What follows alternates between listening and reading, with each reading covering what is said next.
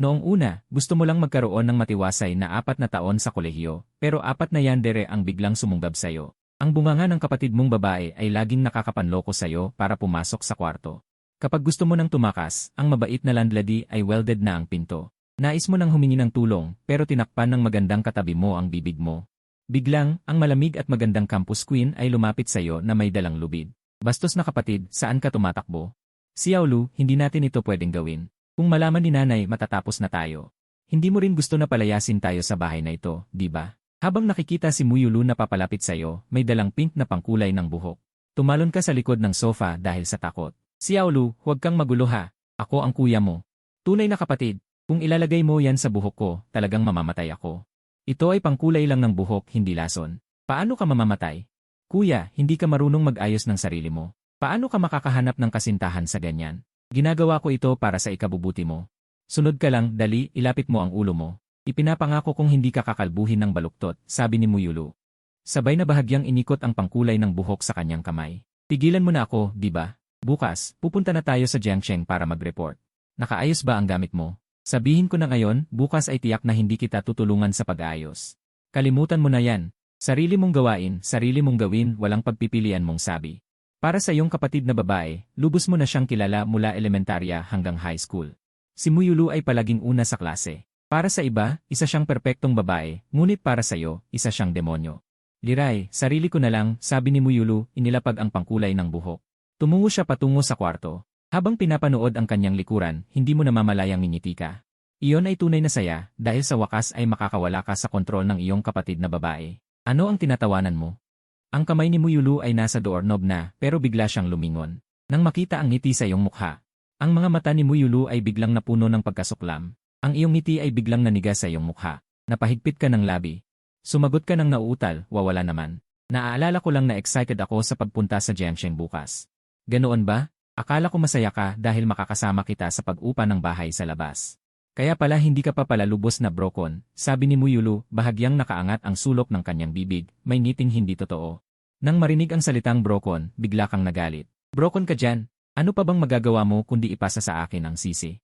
Tingnan mo ang ibang kapatid na babae, tingnan mo ang sarili mo. Isa kang demonyo. Ang iyong walang pigil na reklamo ay nagpahinto ng bahagya sa ngiti ni Muyulu, pero agad na kumislap ang katusuhan sa kanyang masiglang mga mata. Nagkunwari siyang nasaktan, inilagay ang kamay sa kanyang dibdib. Kuya, galit ka pala sa akin ng ganyan. Pasensya na. Inaakala ko na magiging masaya tayo na magkasama sa bahay. Ako ang nagbigay ng problema sa'yo. Alam mo na, sabi mo, medyo nalilito sa kanyang pag-arte. Pero nang maalala mong sa wakas ay magagalit ka sa kanya, bigla kang naging mayabang. Ikinulong mo ang iyong braso, bahagyang itinaas ang baba. Handa ka nang magpatuloy sa pagsalita, nang biglang may naramdaman kang presyon sa likod mo. Automatiko kang lumingon. Doon mo natagpuan ang iyong ama, nakatayo sa likod mo, seryoso ang mukha, habang kayo ay pinagmamasdan. Biglang pumuti ang iyong mukha. Ang iyong tuwid na likod ay hindi sinasadyang yumuko. Ang iyong pagmamayabang ay biglang nawala. Hing! Pa, kailan ka dumating? Yun ay kasi sakit, sakit, sakit.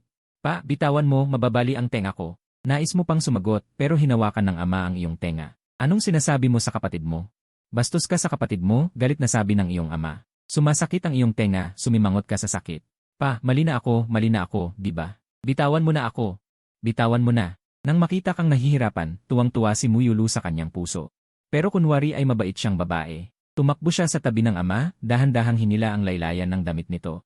Pa, huwag mong sisihin si kuya. Alam ko na inis siya sa akin, ayaw niyang tumira kasama ko. Dahil si kuya ay malaki na, dapat ay may sarili na siyang buhay, mahina niyang hinagulhol. Nang marinig iyon ng iyong ama, lalo siyang sumimangot. Matigas ang kanyang tingin sa'yo. Pakinggan mo ang bait ng kapatid mo. Bakit hindi mo maintindihan ang kanyang damdamin? Puno ng sama ng loob ang iyong mukha. Nais mong magpaliwanag pero naunahan ka ni Muyulu.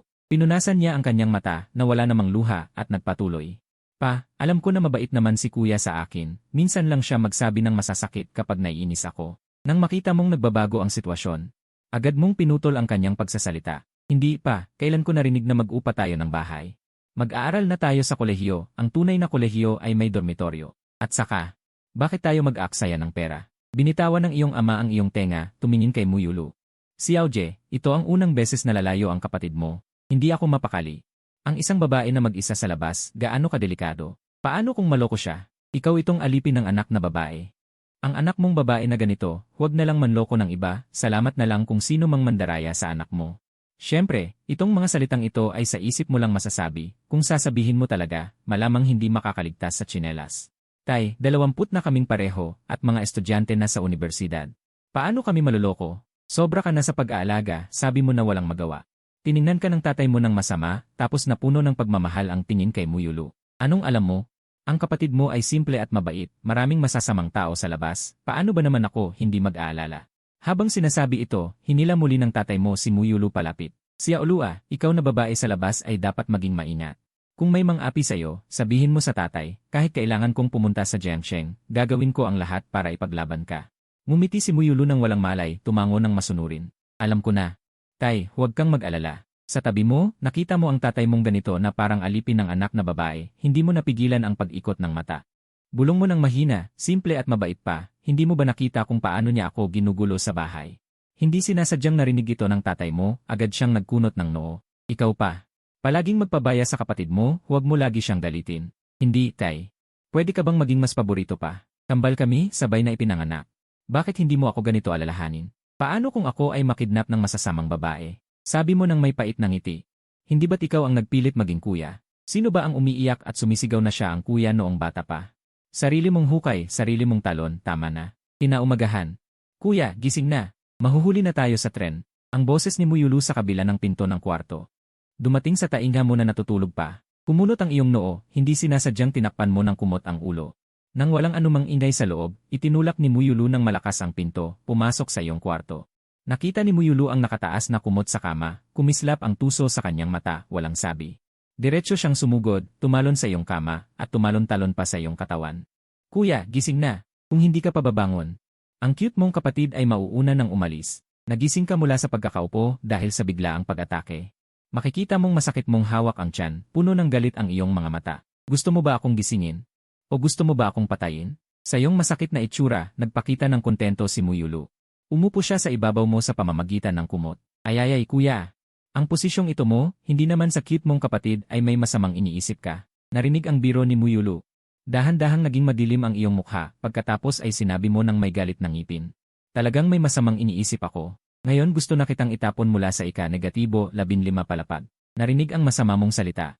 Hindi natakot si Muyulu, sa halip ay tumawa siya ng malakas habang yumuyuko. Habang tumatawa, hinampas niya ang iyong balikat. Naku kuya, ang galing mo magbiro. Yang payat mong katawan, gusto mo pa akong itapon mula sa ika-negatibo 15 palapag. Alisin mo muna ako sa kama bago mo gawin yan. Tiningnan mo ang walang pakialam mong kapatid, na pabuntong hininga ka. Bahagya ng humupa ang galit sa iyong puso. Dahil ang pakikipag-away sa malikot na kapatid na ito ay naging pang-araw-araw na. Sige na, lumabas ka na. Babangon na ako. Sabi mo nang may inis. Ay, muntik ko nang makalimutan. Gisingin kita talaga. Kuya, bilisan mo ang pag-aayos.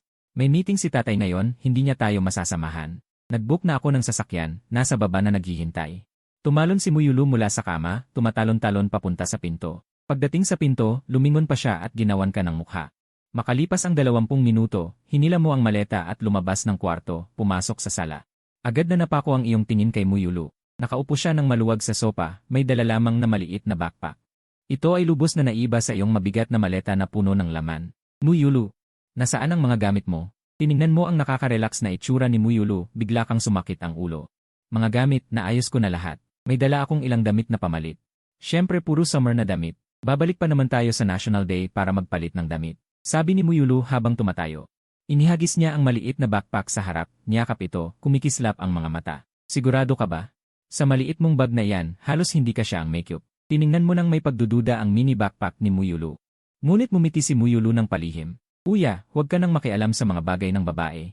Pagdating sa Jiangsheng, maintindihan mo na. Sige, umalis na tayo. Kung hindi, mahuhuli tayo sa tren. Nagmamadaling bumaba ang dalawa, sumakay sa naghihintay na sasakyan. Habang nasa daan, paminsan-minsan ay sinusulyapan mo ang tila payat na maliit na bag ni Muyulu at palihim kang nagtataka.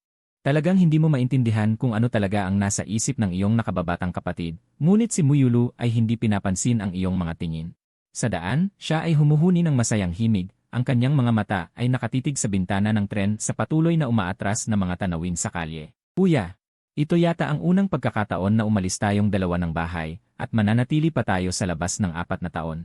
Sa pag-iisip pa lang, saya na. Matapos ang 2 oras at kalahating biyahe ng sasakyan, sa wakas ay nakarating na sa istasyon ng tren. Pagbaba mo, nagulat ka sa dami ng mga tao sa harap mo. Bakit ang daming tao? Noong sumakay ako dati sa tren, hindi ko maalala na ganito kadami. Siguro dahil ngayon ay maraming universidad ang magbubukas ng klase, kaya maraming tao. Sige na. Kuya, pasok na tayo agad, baka mahuli tayo sa tren. Habang sinasabi ito, hinawakan ni Muyulu ang iyong kamay at naglakad papasok sa istasyon. Hinihila ka ng iyong kapatid. Kailangan mo ring kaladkarin ang mabigat na maleta, medyo pasuray-suray ang iyong mga hakbang. Hindi naman ako mawawala, kaya kong maglakad mag-isa. Habang nagrereklamo, pinabilis mo ang iyong mga hakbang upang sumabay kay Muyulu. Pagpasok sa bulwagan ng istasyon, naghahalo ang maingay na boses ng mga tao at mga anunsyo. Sumunod kayo sa mga karatula upang hanapin ang boarding gate. Sa wakas ay nakaabot sa tren, at pagkatapos mahanap ang mga upuan at maupo. Sumandal ka sa upuan at bumuntong hininga. Sa wakas ay nakaabot. Ang hirap ng biyaheng ito. Dahil maraming tao. Sige na. Kuya, pahiram ng balikat mo saglit. 4 na oras pa tayong sasakay ng tren, gusto kong magpahinga. Habang sinasabi ito, inihilig ni Muyulu ang kanyang ulo sa iyong balikat at pumikit. Tila malapit nang pumasok sa panaginip. Napangiti ka na lang ng walang magawa at inayos ang iyong pagkakaupo. Upang mas maging komportable ang iyong kapatid. Di nagtagal, marahan na umandar ang tren. Tumingin ka sa labas ng bintana sa unti-unting umaatras na plataporma. Sa iyong puso ay biglang sumulpot ang magkahalong emosyon tungkol sa hinaharap na buhay sa unibersidad. Pareho kang umaasa at medyo nababalisa. Sana sa unibersidad ay magbago ako. Muyulu. Sa oras na ito, isang malinaw at matamis na boses ang umalingaw-ngaw sa tabi mo. Itinaas mo ang iyong ulo at nakita ang isang batang babae na nakasuot ng beige na damit. Nakatayo sa tabi, puno ng gulat at pagkagulat.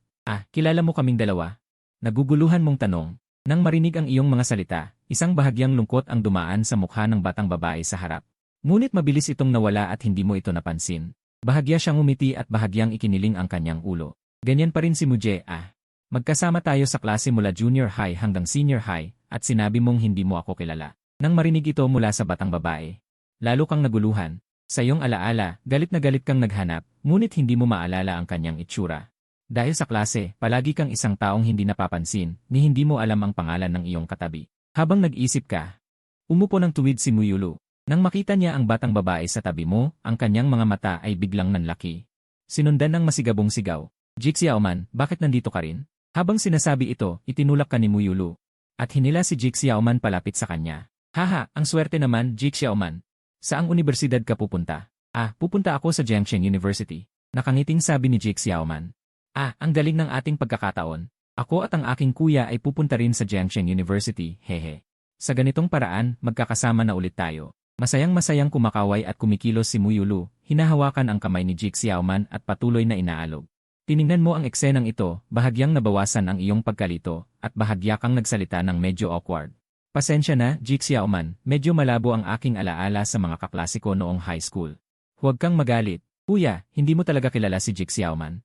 Magkasama tayo sa klase mula junior high hanggang senior high, at pumunta pa nga si Jik Xiaoman sa bahay natin, kuya.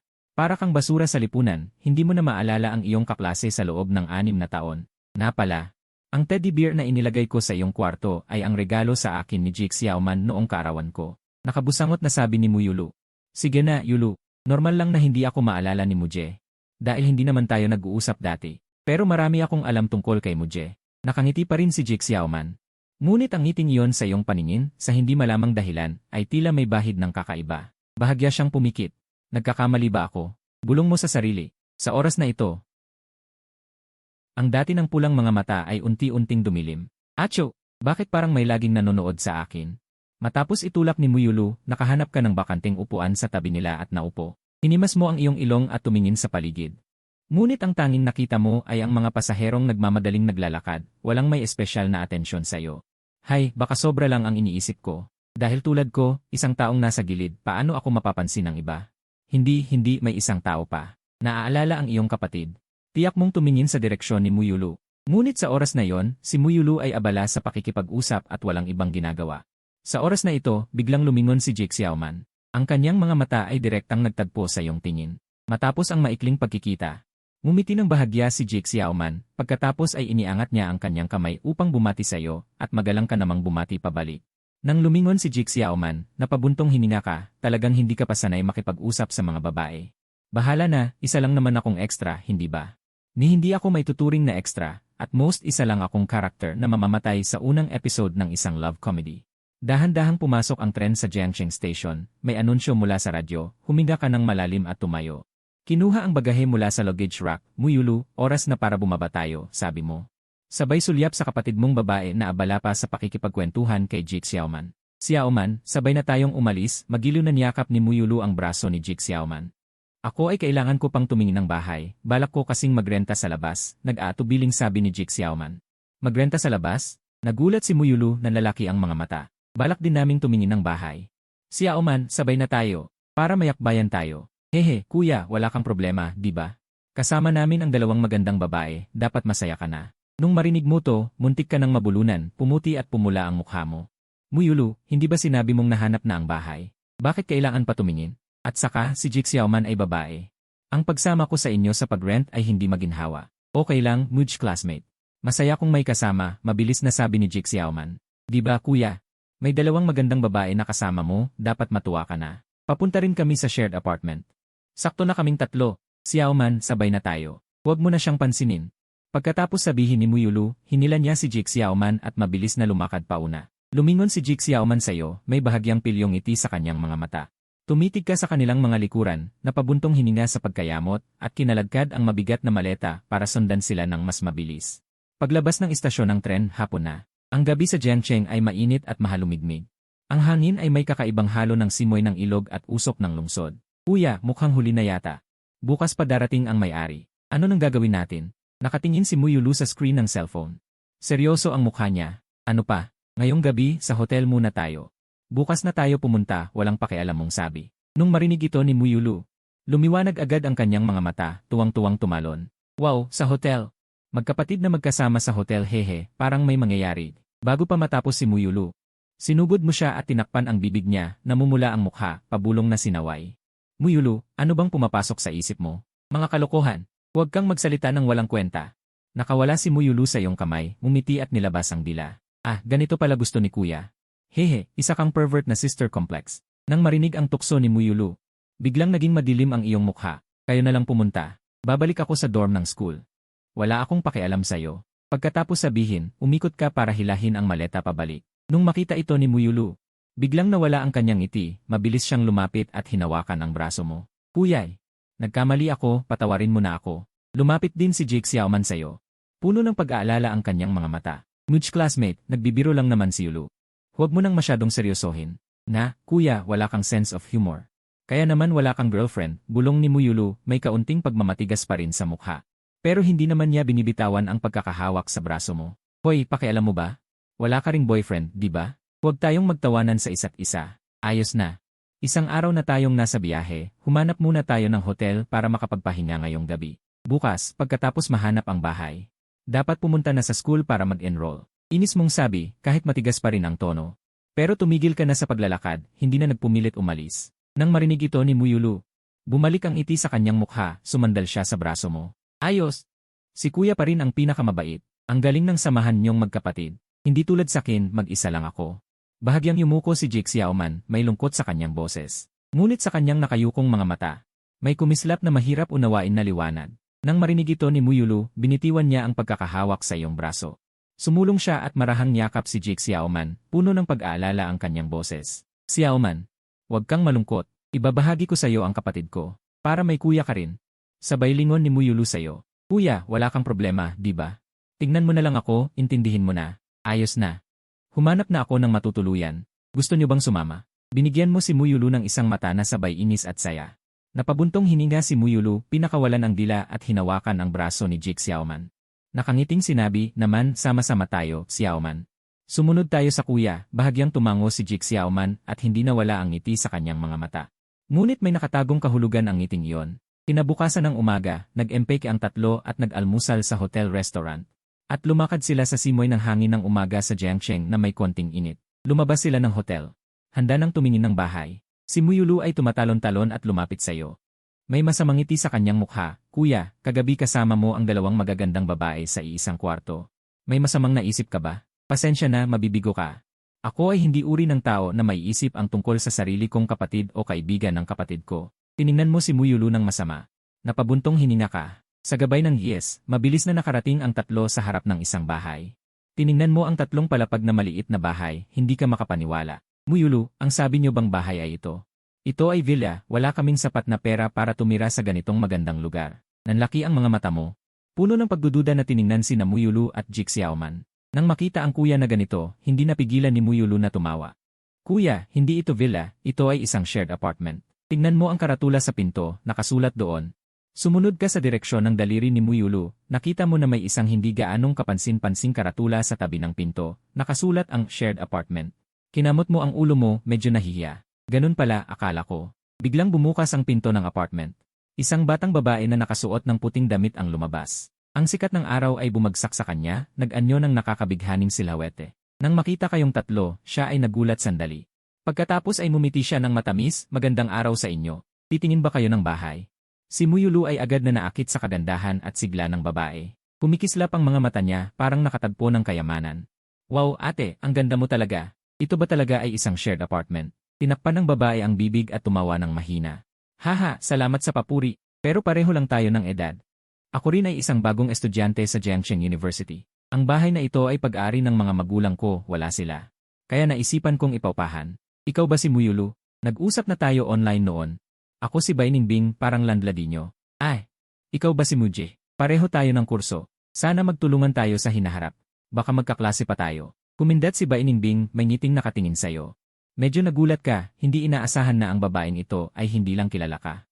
Parang alam pa niya ang kurso mo. Pinilit mong maging kalmado, medyo matigas na sumagot, ang galing ng pagkakataon. Sana magtulungan tayo. Sige, ipapakita ko sa inyo ang bahay. Okay lang ba sa inyo ang ikatlong palapag? May 4 na kwarto sa ikatlong palapag. Kilala ba kayong tatlo? Kung hindi, hindi naman kayo magkakasama. Kumislap ang isang makahulugang ngiti sa mukha ni Bainingbing, pagkatapos ay pumasok sa loob ng bahay.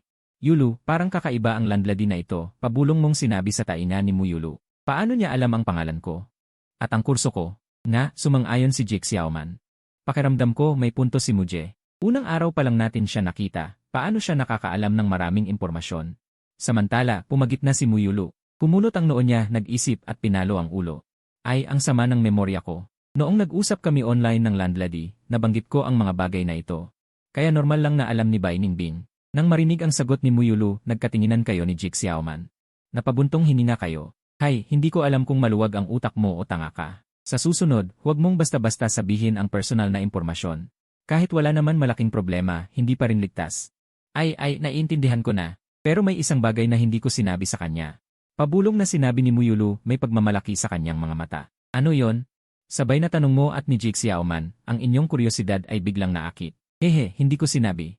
Na ang kuya ko ay isang pervert na may sister complex, araw-araw gustong pumasok sa kwarto ng kapatid niya. Tinakpan ni Muyulu ang bibig at tumawa. Muje, Jik Xiaoman, halika na. Pagdating sa ikatlong palapag, itinulak ni Bainingbing ang pinto ng unang kwarto. Maliit ang kwarto ngunit maayos at malinis. Ito ang kwarto ko. Kung may problema kayo, pwedeng pumunta rito. Lumingon si Bainingbing at mumiti sa inyo. Si Muyulu, na puno ng saya, ay biglang nagyelo ang ngiti nang marinig ito. Liray, akala ko ipapaw pa rin ang kwartong ito. Pagkatapos tingnan ang unang kwarto, pumunta ang 4 sa sala. Ang mga pasilidad sa ikatlong palapag ay kumpleto, may kusina at banyo. Ang natitirang 3 kwarto ay kayo na mag-assign. Bakit may 3 kwarto pa? Malulungkot ang kuya ko. Panggap na malungkot na sabi ni Muyulu. Ikaw naman, nalilito sa kakaibang pahayag ni Muyulu. 3 kwarto lang naman, bakit ako malulungkot? Napaisip si Muyulu. Pagkatapos ay lumapit siya sa harap mo at mumiti ng piyo. Ay kuya, alam ko ang nasa isip mo. Sigurado akong iniisip mo na kung 2 lang ang kwarto, makakasama mo ang cute mong kapatid sa isa. Tama ba? Sabi ni Muyulu sabay kindat. Bigla kang napangiwi. Sumagot ka ng may inis, Muyulu, ano-ano ba yung mga iniisip mo sa utak mo araw-araw? Wala akong ganyang iniisip. Kung hindi tayo magkakwarto, mas gusto ko pa. Si Bainingbing ay nanonood lang sa inyong magkapatid. Nakangiti pa rin siya ng mahina, ngunit sa ilalim ng ngiting iyon ay tila may nakatagong emosyon na hindi madaling mapansin. Sige, tingnan muna ninyo ang mga natitirang kwarto. Kung may tanong, magtanong lang kayo. Mahinang sabi ni Bainingbing, saka kumislap ang kanyang mga mata. May suhestyon ako. Muje, pwede kang tumira sa pinakaloob na kwarto. Yung kwarto ay nasa shaded side, hindi masyadong maganda ang liwanag. Hindi naman pwedeng 2 babae ang tumira doon, di ba? O kaya naman, ikaw na lang sa ikalawang palapag.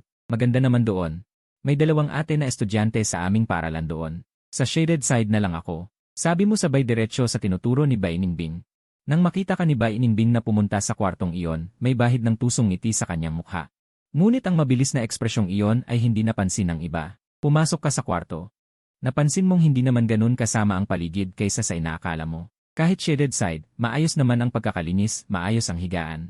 Maliban sa medyo madilim, wala naman halatang depekto. Sa oras na yon, pumasok sina Muyulu at Jig Xiaoman.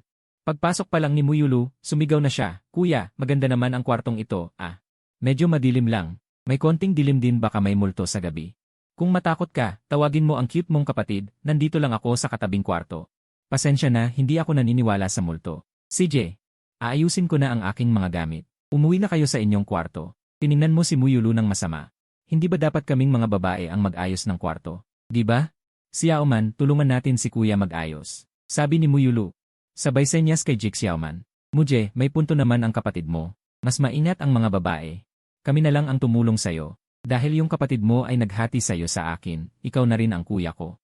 Mahinang sabi ni Jig Xiaoman. Huwag na, kaya ko naman. Konti lang ito, hindi magtatagal. Sabi mo sabay yuko sa maleta at hinila ang zipper. Nang mabuksan ang maleta, may nakita kang hindi mo pag-aari. Ano ito? Hindi ko maalala na inilagay ko ito. Sabi mo sabay hawak ng pink na bagay. Nang mabuksan ang bagay, nakita mong pink pala itong damit panloob. Ano ito? Ano nangyayari? Nanginginig ang boses mo at hindi sinasadyang tinaboy ang ibang gamit sa maleta. Ngunit puro damit pambabae ang nakita. Naku, kuya mo, hinahawakan mo ang damit ko. Nakakadiri. Nakatukod si Muyulu ang dalawang kamay sa bewang, nakangiti ng pilyo. Si Jig Xiaoman naman ay namumula. Ang mga mata niya ay nag-ikot sa pagitan mo at ni Muyulu, hindi alam kung ano ang gagawin. Nang makita ang pilyong ngiti ni Muyulu, napagtanto mo na si Muyulu ang may gawa nito. Pagkatapos, sa gulat ng dalawa, dinampot mo ang mga damit. At seryosong sinabi, pasensya na, kapatid. Bilang kuya, hindi dapat magkaroon ng ganyang masamang iniisip. Itatapon ko na ang mga damit na ito. Sabi mo sabay kunwaring alis. Nang makita ang iyong reaksyon na parang hindi biro.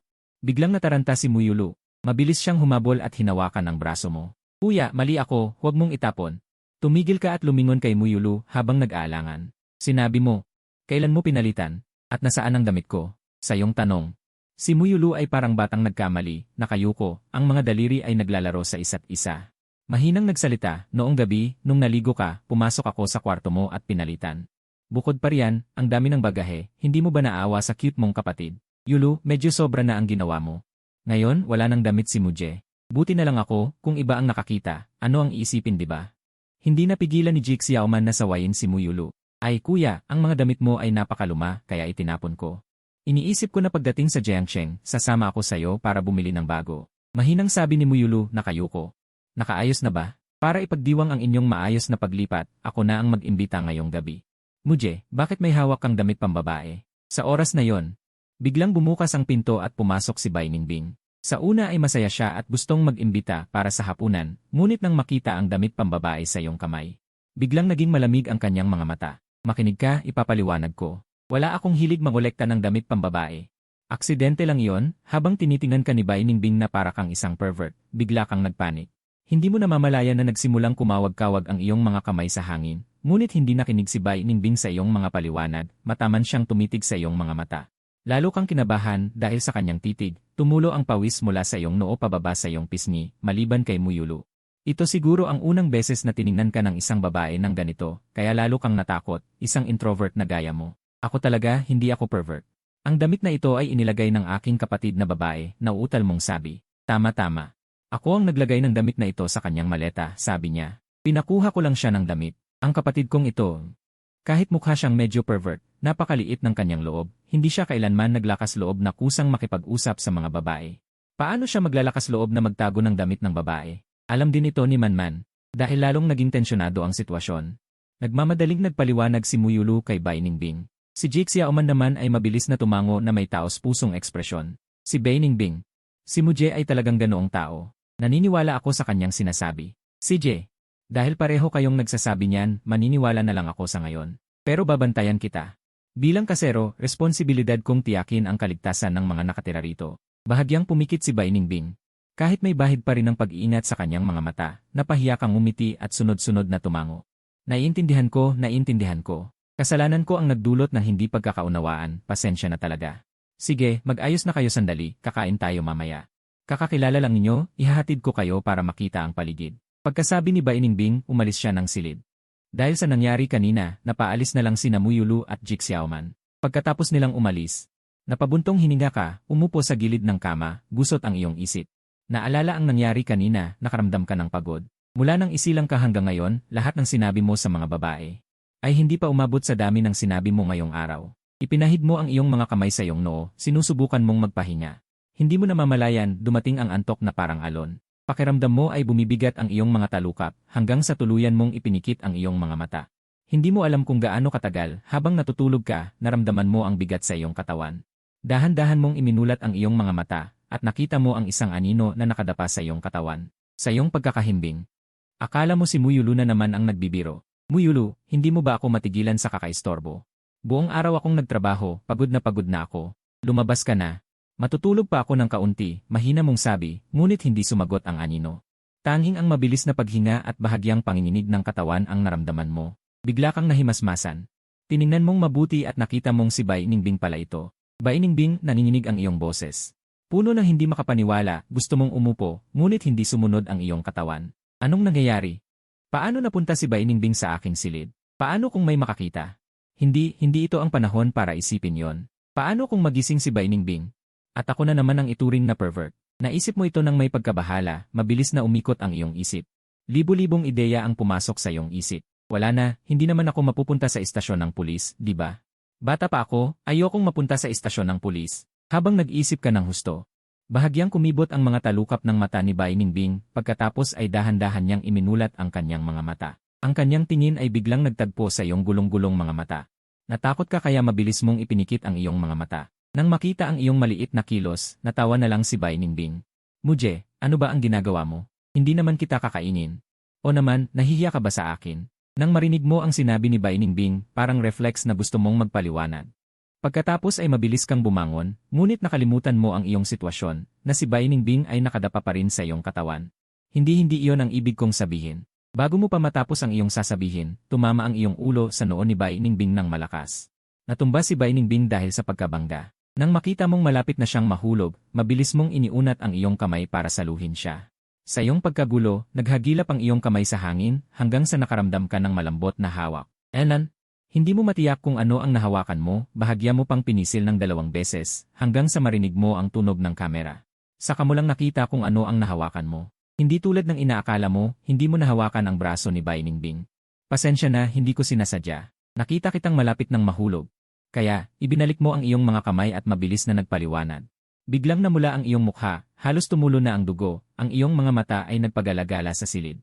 Ngunit hindi mo kayang tumingin kay Bai Ningbing. Hindi sinasadya. O sinasadya? Kumusta, ang sarap ng hawak kanina, di ba? Hindi ganoon iyon. Gusto lang kitang saluhin, hindi ko intensyong samantalahin ka. Kung ibigay ko ito sa pulis o sa kapatid mo, sa tingin mo ba maniniwala sila sa sasabihin mo? Sabi ni Bai Ningbing habang itinataas ang kanyang telepono, at sa telepono ay nakikita ang eksenang nangyari kanina. Siyempre alam mo na kapag nakita ng iba ang larawang ito, ikaw ay magiging isang pervert na umaatake sa mga babae. Sa pag-iisip na titingnan ka ng kapatid mong babae na para kang basura, at ng iba na para kang isang pervert, handa ka nang pumasok sa susunod na ikot ng buhay.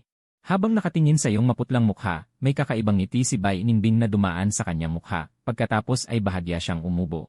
Nagkunwaring seryoso siyang nagsalita, "Classmate Mudge, bilang isang lalaki. Hindi mo ba pananagutan ang iyong ginawa?"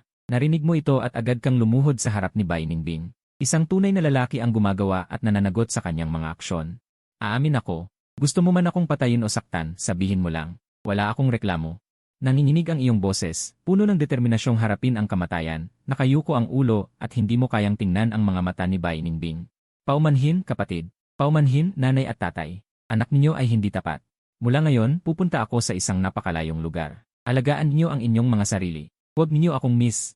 At ang inyong anak ay hindi pervert. Si Bai Ningbing, habang nakatingin sa iyong nakaluhod, ay bahagyang ngumiti. Kung ganoon ang sinabi mo ang paghingi ng tawad ay nararapat, di ba? Sa ganitong paraan, basta't susundin mo lang ako ng maayos simula ngayon. Maaari kong ipangako na ituturing na parang hindi nangyari ang araw na ito. Ano sa tingin mo? Naiintindihan ko na. Aalis na ako rito. Pupunta sa isang lugar na walang tao. Teka ni.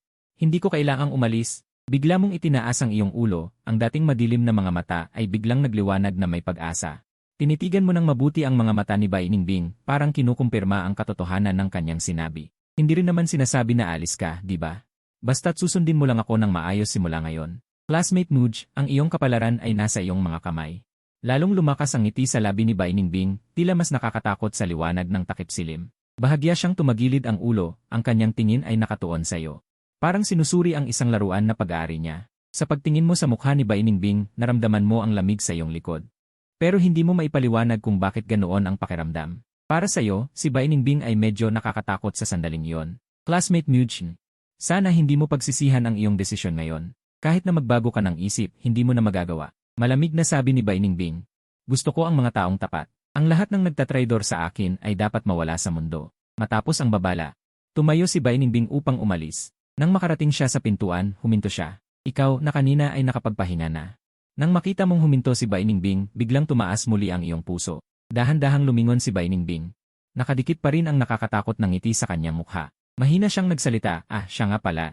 Huwag kalimutang dumalo sa salusalo. Huwag mahuli. Matapos sabihin yon, saka lamang umalis si Bai Ningbing sa silid.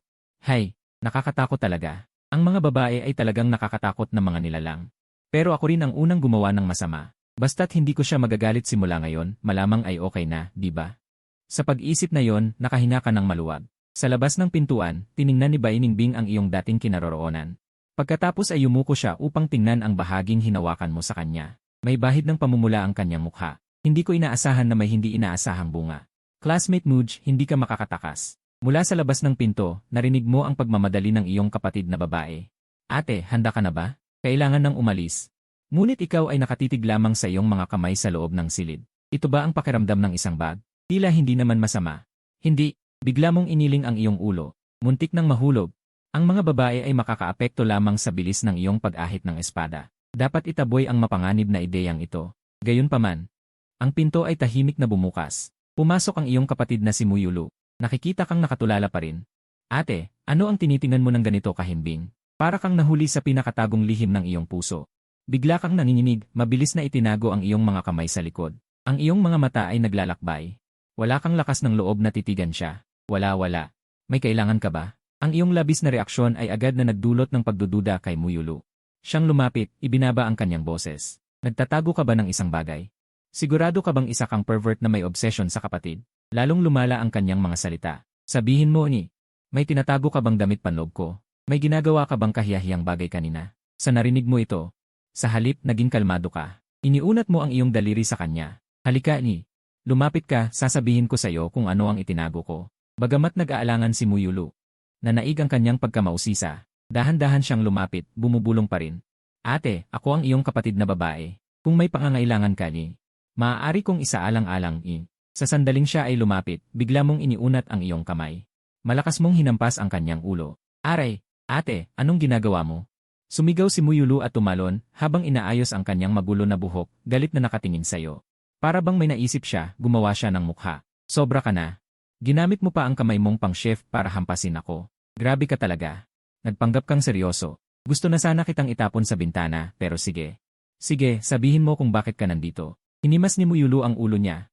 Biglang nagliwanag ang mukha. Tinatawag ka para bumaba. Si Xiao Man ay kasama na ni Bai Ningbing pababa. Ngayong gabi ay magagarbo ang kainan. Nang marinig ang pangalang Bai Ningbing, biglang bumalik sa isip mo ang eksena kanina. May bahid ng hiya sa iyong pisngi, pero mabilis mong sinabi sa sarili na aksidente lang iyon. Inayos mo ang iyong damit. Sumunod ka sa iyong kapatid na babae palabas ng pinto. Sa baba, isang kotse ang matagal nang naghihintay. Sumilip si Xiao Man mula sa bintana ng kotse. Dito. Hinila ka ng iyong kapatid na babae para maglakad ng mabilis. Binuksan niya ang likod na pinto at sumiksik sa loob. Gusto mo sanang sumunod na sumakay, ngunit malamig na nagsalita si Bai Ningbing na nasa upuan ng driver. Hoy, perverteng tao, may upuan sa harap. Pwede bang huwag kang sumiksik sa mga babae? Galit na galit ka sa tawag na yon, gusto mong sumagot. Pero, nang maalala ang eksena kanina, biglang nawala ang iyong init ng ulo. Napilitan kang magsabi ng Kio na parang naapi. Ipinikit mo ang likod na pinto at naupo sa upuan ng pasahero sa harap. Pagkaupo mo, naramdaman mo agad ang nanunuyang tingin ni Bai Ningbing. Hindi ka komportable, naninigas ang iyong katawan. Halos hindi ka makahinga. Umandar ang sasakyan, nagkwekwentuhan ang mga babae sa likod. Ikaw naman, laging nakadikit ang nerbiyos. Hindi mo napigilan ang sarili na sumulyap sa kanya na nasa tabi mo. Isang mahinang boses ang pumasok sa iyong tenga. Kaklase na si Muje, hindi magandang ugali ang sumulyap ha. Mukhang nakatingin sa harap si Bai Ningbing, pero may ngiting hindi tiyak sa kanyang labi. Madali kang mapagkamalang pervert. Nahuli sa akto, agad mong inilipat ang iyong tingin na uutal-utal na nagmamatuwid. Hindi nagtataka lang ako kung may lisensya ka. Paano kung wala kang lisensya sa pagmamaneho? Hindi ba't magiging kasabwat kaming lahat? Mahinang tumawa si Bainingbing. Hindi ka pala naniniwala sa kakayahan ko. Habang nagmamaneho, sinabi niya sa isang mapaglarong tono. Huwag kang mag-alala. Kasing stable ng pagmamaneho ko sa manual mong sasakyan ang pagmamaneho ko sa automatic na ito. Sa pagsasabi nito, sumulya pa siya ng may ibig sabihin sa pagitan ng iyong mga hita. Gulong-gulo ka, hindi mo talaga naunawaan. Nag-drive ka rin ba ng manual? Gusto ko rin kumuha ng lisensya para mas maginhawa sa hinaharap. Ngumiti si Bainingbing. Gusto mo rin kumuha? Pwede kitang turuan. Pinaka-specialist ako sa pagtuturo sa iba mag-drive ng manual na sasakyan. Pagkasabi nito, sumilip din ang iyong kapatid na babae sa likod na puno ng tuwa. Gusto ko ring matuto. Patuloy na bumilis ang takbo ng sasakyan hanggang sa makarating sa destinasyon. Pinahinto ni Bainingbing ng maayos ang kotse. Eto na, sikat na restaurant ito. Bumaba ka ng kotse, tumingin sa bakanting parking lot, punong-puno ng tanong ang mukha.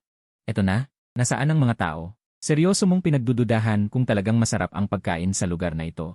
Pero parang nabasa ni Bainingbing ang iyong iniisip, nagpaliwanag siya. Huwag kang tumingin sa labas na walang sasakyan. Maraming tao sa loob. Music team bar ito, marami ang nagtatrike o nag-jeep papunta dito. Naglalakad na sila papunta sa harap ng restaurant, ngunit bigla kang huminto. Tuminala ka sa karatula. Nag-aalinlangan ang iyong mukha. Bar? Mabilis mong tinanong si Bainingbing. Sigurado ka bang disenteng lugar ito? Kumindat si Bainingbing, misteryoso ang ngiti. Kung disente o hindi, hindi ko alam, pero ang pagkain ay disente at gawa ng mga chef. Sa pagsasabi nito, itinulak niya ang mabigat na pinto. Nang bumukas ang pinto, sumalubong sa inyo ang amoy ng alak, pagkain at masiglang musika. Pagpasok niyo sa loob, saka mo lang natuklasan na parang ibang mundo ang loob. Madilaw-dilaw ang ilaw, mahina at kaaya-aya ang tugtog. Puno ng tawanan at masasayang usapan ang paligid. Pero mabilis mong napansin na may mali. Agad kang lumapit sa iyong kapatid na babae. Pabulong mong sinabi, ate, iba ang vibe. May mga taong nakatingin sa atin. Hindi lang isa. Ano nang gagawin? Tumatakas na ba tayo? Diretso namang nag-roll eyes ang iyong kapatid na babae na si Muyulu. Ate naman, huwag kang magmukhang hindi pa nakakakita ng mundo. 3 magagandang babae ang kasama mo. Normal lang na may mga nakatingin sa'yo. Tumingin ka sa paligid at totoo nga. Lahat ng tingin ay galing sa mga lalaki. Inggit at puot ang nasa kanilang mga mata. Hindi ka komportable sa mga tingin. Matapang kang umatras ng isang hakbang, sinubukang lumayo. Pero, natuklasan ni Bainingbing ang iyong munting kilos. Ngumiti siya ng may paglalaro. Habang naakit ang dalawa, lumingon siya at lumapit sa tabi mo, pagkatapos ay hindi inaasahang ipinulupot ang braso mo sa kanya. Bahagyang sumandal ang katawan niya sa iyo, biglang dumampi ang napakalambot na pakiramdam sa braso mo. Nagmamadali kang lumingon para tingnan. Nang makita mo ang malaking supot na nakadikit sa braso mo, namula ang pisngi mo. Ginamit mo ang lahat ng lakas mo para hilahin ang braso. Pero habang lumalaban ka, lalong humigpit ang pagkakadikit ni Bainingbing sa'yo. Nakita mong napiipit na ang supot. Parang masusuka ka na. Bainingbing, hindi maganda ito. Marami ang nakatingin. Pero sinasadya kanyang kulitin, itinaas ang kanyang basa at mapupungay na mga mata. Inosenteng tumingin sa'yo, ang boses ay parang lambing. Ang daming tao dito. Paano kung magkahiwalay tayo? Tingnan mo ang mga lalaking iyon, hindi mo ba ako mapoprotektahan? Susubukan mo sanang magpaliwanag, pero pinutol ka niya at sumigaw sa likuran. Muyulu, Jixiaoman, huwag kayong mawala ha. Mapanganib dito. Lumingon ang kapatid mong babae at nakita si Bainingbing na magiliw na nakayakap sa braso mo. Agad na nagmukmok ang labi niya. Tumakbo siya sa kabilang panig mo at niyakap din ang braso mo. Bainingbing, anong ginagawa mo? At ko ito. Bulong naman ni Bainingbing. Tignan mo ang mga tingin ng mga lalaking iyon, parang tayo ngayon ay tupa na pumasok sa pugad ng lobo. Noon, lumapit din si Jixiaoman at marahang hinila ang laylayan ng damit mo. Nuj, nababaliw ka na. Teka, tingnan niyo kung ang mga iyon ba ay nakatingin sa inyo. Talagang nakatingin sila sa akin. Nararamdaman ko na ang pagpatay. Pero excited na sinabi ng kapatid mo kay Jixiaoman. Xiaoman, bilis, yakapin mo rin ang ate ko. Pagkasabi niya, direktang niyakap ni Jixiaoman ang katawan mo. Sabay-sabay na dumating ang 3 malambot na pakiramdam. Bigla kang nagulo. Desperadong tuminala ka sa kisam at pinipigilan sa isip mo ang tumutubo. Munting puno sa bitak ng bato. Sa oras na yon, napansin ni Bainingbing ang kakaiba sa'yo. Bigla siyang lumapit sa tainga mo at bumulong ng isang bagay. Ang pisngi mo ay biglang. Namula na parang pwedeng tumulo ang dugo. Ang munting punong mahigpit mong pinigilan nang maramdaman ang tawag. Diretsong sumabog sa langit, mabilis na lumaki. Sa susunod na segundo, sumigaw si Jixiaoman. Muje, ang susi sa bulsa mo ay sumakit sa akin. Natakot ka at mabilis na tumakbo palayo sa 3 babae. Ano ang gagawin nyo? Pumunta lang tayo para kumain. Hindi para maglaro ng romantikong komedya. Nawalan ka na ng pag-asa. Mali ang script na ito. Ako ay isang ipis lang sa madilim na sulok, paano ako naging bida ng romantikong komedya? Hindi ba ninyo ako kayang pakawalan? Nang makalayo ka, nagpanggap na naapi si Bai Ningbing na mula ang kanyang mga mata. Muje, ano ang nangyari sa'yo? Nakalimutan mo na ba ang ipinangako mo sa akin? Magkaibigan tayo. Ngayon na may problema ang kaibigan, hindi ka ba dapat tumulong? Magkaibigan. Agad na naguluhan si Najik Xiaoman at Muyulu. Anong magkaibigan? Nakita ni Bai Ningbing, agad siyang nagpaliwanag at lihim na inobserbahan ang reaksyon mo. Ay, hindi pa sinasabi sa inyo ni Muj. Natuklasan ko na hindi siya masamang tao. Napagkamalan ko siya kaninang tanghali. Kaya gagawin ko siyang kaibigan. Narinig mo at namutla ang mukha mo. Anong kaibigan? Ito ay tahasang banta. Tiningnan ni Bai Ningbing ang dalawang naguguluhan. Muli siyang nagsalita, nagulat ang lahat. Na pala. Hindi ba ninyo naiintindihan ang ibig sabihin ng kaibigan? Dahil sa pagkakaiba ng lugar sa inyo. Parang tinatawag na friend. Ngumiti siya nang may pagdududa sa'yo. Dahil kaninang tanghali. Nagtiwala na tayo sa isa't isa. Nagtiwala. Sumabog ang utak mo. Agad mong naintindihan. Nagmadali kang magpaliwanag. Kasinungalingan yan. Wala kaming nangyari. Huwag kang manira. Nag-aalala kang tumingin sa kapatid mo at kay Jik Xiaoman. Pero pareho silang kalmado. Hindi. Mali ang reaksyong ito. Lalo kang nag-alala. Kailangan talaga niyong maniwala sa akin. Wala talagang nangyari sa amin. Gusto mo na kayong bumalik sa tanghali at sakalin ang sarili mong kamay. Ang kapatid mong si Muyulu ay mahinahong nagsalita. Kuya, naniniwala ako sa'yo. Kilala kita. Ikaw ay isang ipis sa madilim na sulok, walang lakas ng loob kahit may gusto ka. Kung may nangyari, nasa kulungan ka na ngayon. Sumang-ayon din si Jik Xiaoman ng mahina. Muje, naniniwala rin ako sa'yo. Hindi mo magagawa yon. Bigla kang napahiya. Hindi kayo dalawa. Napakasama ko ba? Ang kapatid kong si Muyulu ay pinalaki ang kanyang mga mata at sinabing, Kuya, ang kulit mo. Sabi ko naman naniniwala na ako sa'yo. Ano pa ba gusto mo? Ganito ka lang. Paano ka makakahanap ng girlfriend sa hinaharap? Sinong babae ang magkakagusto sa'yo? Ako lang ang kapatid mong hindi ka iniinis. At isinama pa kita sa pagkain. Si Jik Xiaoman ay tahimik na nagsabi, Kuya, hindi rin kita iniiwasan. Sa kanyang taos-pusong titig, nakaramdam ka ng init sa iyong puso. Ngunit nang magsalita ka na, nagsimula na naman ang kapatid mo, Kuya. Ngayon, kasama mo kaming tatlong magagandang babae na kumain, iyan ay isang biyaya. Tandaan mong tulungan akong magsandok ng pagkain at magdala ng plato. Si Bai Ningbing ay tumatawa ng hindi mapigilan, lumapit sa iyong tainga at bumulong, tandaan mo ang ating usapan ngayong hapon. Kung susunod ka lang, papayagan kitang magsandok at magpakain sa akin. Ito ay isang pabor na hindi man lang pinapangarap ng ibang lalaki. Biglang nanlamig ang iyong mukha at tiningnan mo siya ng diretsyo. Matatag ang boses, Bai Ningbing, sa tingin ko sobra ka na. Wala ka bang kamay? Hindi ka ba marunong magsandok ng iyong sarili? Ang ngiti ni Bai Ningbing ay biglang nagyelo. Hindi niya inaasahan na tatanggihan mo siya ng seryoso. Huwag mong kalimutan ang usapan natin ngayong hapon, kung hindi. Kung saan lalabas ang mga larawan ng ginawa mo sa akin, hindi ko alam. Pagkatapos sabihin yon, tumalikod siya at umalis. Sa kanyang pag-alis, napabuntong hininga ka. Ang mga babae talagang nakakatakot na nilalang. Sa pagkakataong iyon, hinila ka ng kapatid mo, uy, kuya, huwag kang mag-daydream. Kumakaway si Bai Ningbing sa atin. Sa pagkain, tandaan mong alagaan mo kami. Tumingin ka sa tatlong babaeng nasa harapan mo. At pakiramdam mo ay sasabog ang iyong ulo. Paano ako magiging bida sa isang romantikong komedya? Mas bagay akong maging ipis sa madilim na sulok. Sa oras na yon, nakaupo na si Bai Ningbing at tinapik-tapik ang upuan sa tabi niya. Dito, andito ang pwesto natin. Ngunit nagkunwari kang hindi mo nakita. At dumiretso ka sa upuan sa tapat niya. Ang ngiti ni Bai Ningbing ay biglang naputol at may kislap ng pagkainis sa kanyang mga mata. Pero mabilis siyang bumalik sa kanyang panunuya, ay si Muje, talagang hindi marunong makisama. Hindi ka tumingin habang inaayos ang mga kubyertos, nag-utos ka ng mag-isa. Muyulu, umupo ka sa tabi ko. Sumunod naman ang kapatid at umupo sa tabi mo. Si Jik Xiaoman naman ay umupo sa tapat ng kapatid. Nang matapos mong ayusin ang mga kubyertos, tumingin ka. At nakita mong tatlong pares ng mata ang nakatitig sa'yo. Ano yon? Bakit kayo nakatingin sa akin? May dumi ba sa mukha ko? Napahawak ka sa iyong mukha ng kinakabahan. Ang kapatid mong si Muyulu ay nagsimulang magkunot ng noo, Kuya, parang may kakaiba sa iyo ngayon. Mayroon ba? Tanggi mo sa salita, ngunit sa pag-iisip ng nangyari ngayong hapon. At ang taong nasa tapat mo ngayon, hindi ka mapakali. Sa sandaling iyon, si Bai Ningbing ay tumagilid ang ulo at mumiti ng palihim dahil sinabi mo yan. Napansin ko nga na may kakaiba siya. Muje, hindi ko alam kung bakit. Ngayon ay mukha kang talagang cute. Cute, halos sumuka ka sa tubig na iniinom mo. Nagmamadali mong ibinaba ang baso at mabilis na nagsabi, Bai Ningbing. Huwag mo akong biruin, Muyulu. Magpalit tayo ng pwesto. Gusto kong maupo sa labas, kuya. Ang kulit mo talaga. Habang nagrereklamo, mabilis akong tumayo ng kapatid ko at pinalitan ka ng pwesto. Siya nga pala. Pakikuha naman ako ng tubig, salamat kuya. Tahimik na sabi ni Jake Xiaoman. Ako rin, pakikuha ng tubig. Galit kang tumingin kay Bai Ningbing.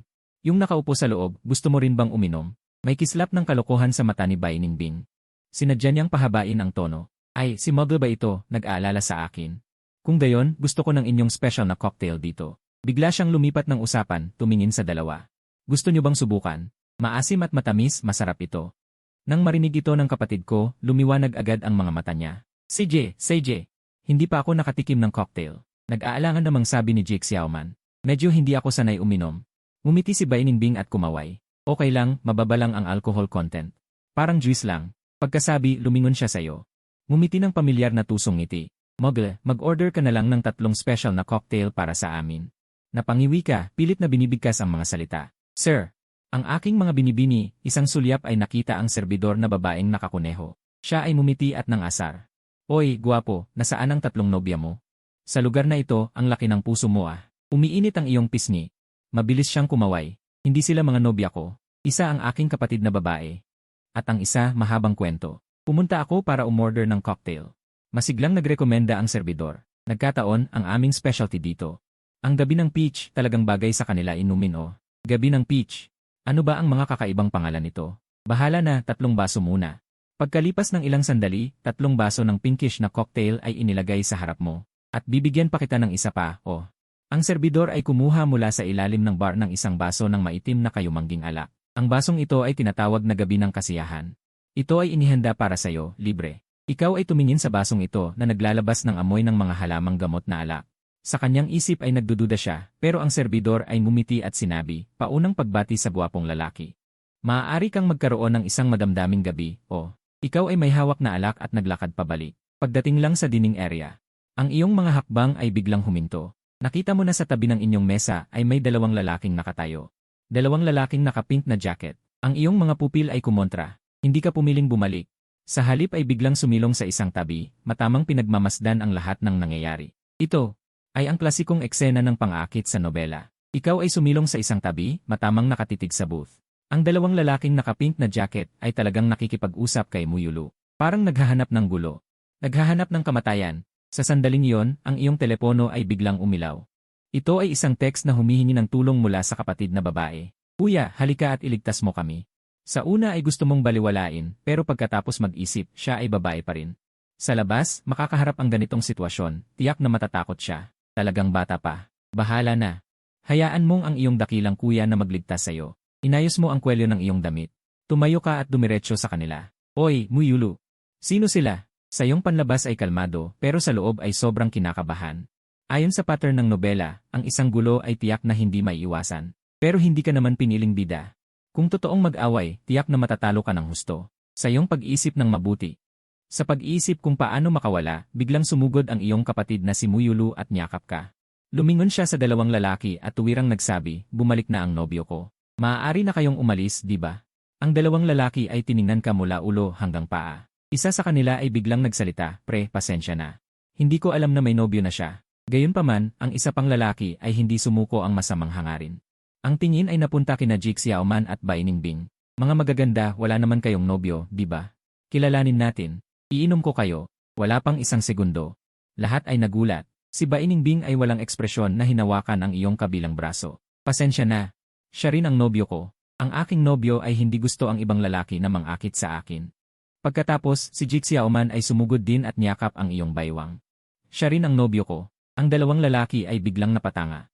Nagtinginan sila. Sa kanilang mga mukha ay nakasulat ang 3 salita. Bakit siya? Ang lalaking naka-pink na jacket na may kulot na buhok ay marahas na tumitig sayo. Kaibigan, hindi ito angkop. Isang tao ang umaagaw ng 3 magaganda. Ang iyong katawan, kaya ba nito? Gusto mo bang mga kapatid namin? Tulungan kang maghati. Nang makita mong hindi maganda ang sitwasyon, agad mong hinigpitan ang kamay ni Muyulu. Bulong mo, kapag sinabi kong takbo, tumakbo na agad. Ang lalaking naka-pink na jacket ay gustong lumapit sa iyo, pero hinila siya ng kasamahan. Uy!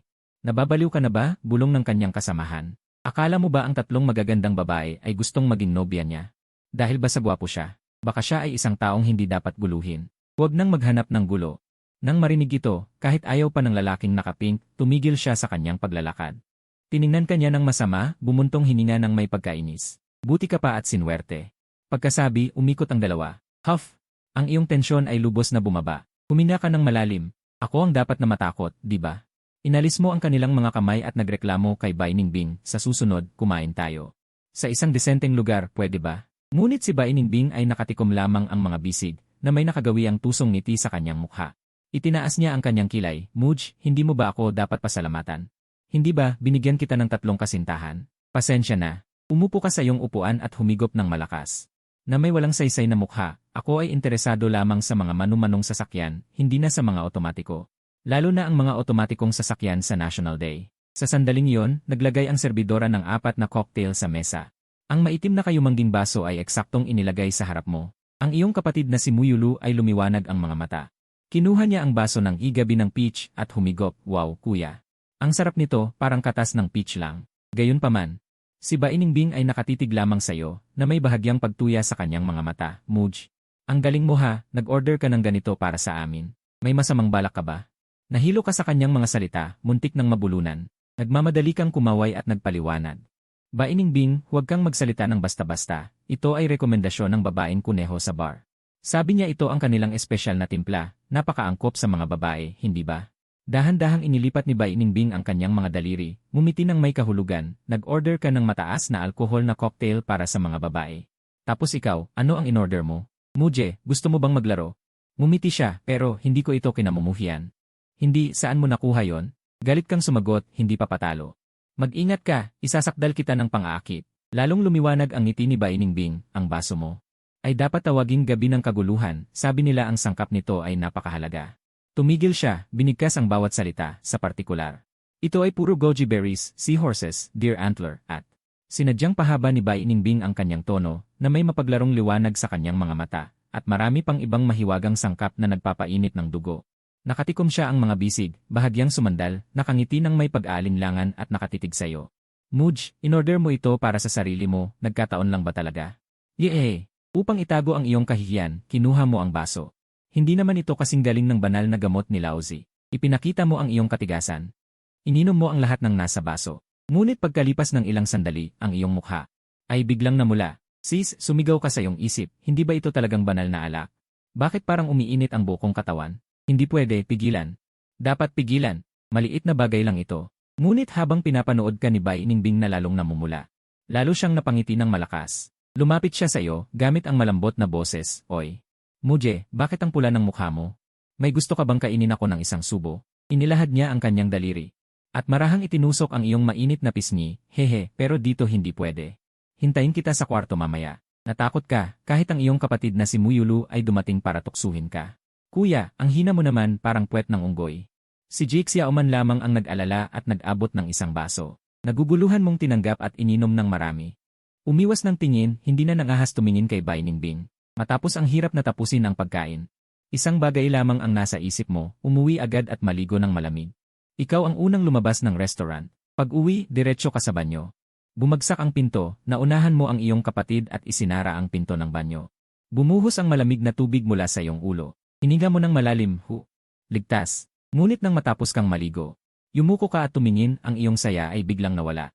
Aray! Ito ba ay talagang mahiwaga? Ito ay pareho pa rin kanina. Kung may makakita nito, tatalon ka sa lupa agad. Dahan-dahan mong binuksan ang pinto ng isang maliit na biyak at nakita mong walang tao sa sala. Buti na lang, ligtas. Huminga ka ng maluwag, biglang binuksan ang pinto. Isang hangin ang dumaan. Nanginginig ka. Saka mo lang napansin, nakatutok ka lang sa pagpapatuyo ng katawan. Wala talaga akong damit na suot. Isinara mo na naman ng malakas ang pinto. Ay. Nakalimutan kong kumuha ng damit. Tumingin ka sa paligid at nagpasyang balutin ang sarili ng tuwalya at lumabas. Binalot mo ng tuwalya ang sarili. Huminga ka ng malalim at binuksan muli ang pinto. At lumabas, si Muyulu, si Jake Xiaoman, at si Bai Ningbing. 3 tao ang nakatayo ng maayos sa sala. Ang mga mata ng lahat ay nakatutok sa iyo. Napasigaw si Jake Xiaoman, tinakpan ng mukha, at tumakbo pabalik sa kwarto. Ang kapatid mong si Muyulu ay may masasabi ring masama. Sumunod siyang tumakbo. Tuluyan ka ng nagulat. Hoy! Nakalimutan ko lang kumuha ng damit na pamalit. Paano naging ganito? At nakabalot naman ako ng tuwalya. Si Bai Ningbing lang ang hindi umalis. Lumiko ang kanyang labi sa isang masamang ngiti. Diretso ang titig sayo. Muje, akala ko nagpraktis ka sa banyo ng ganoon katagal.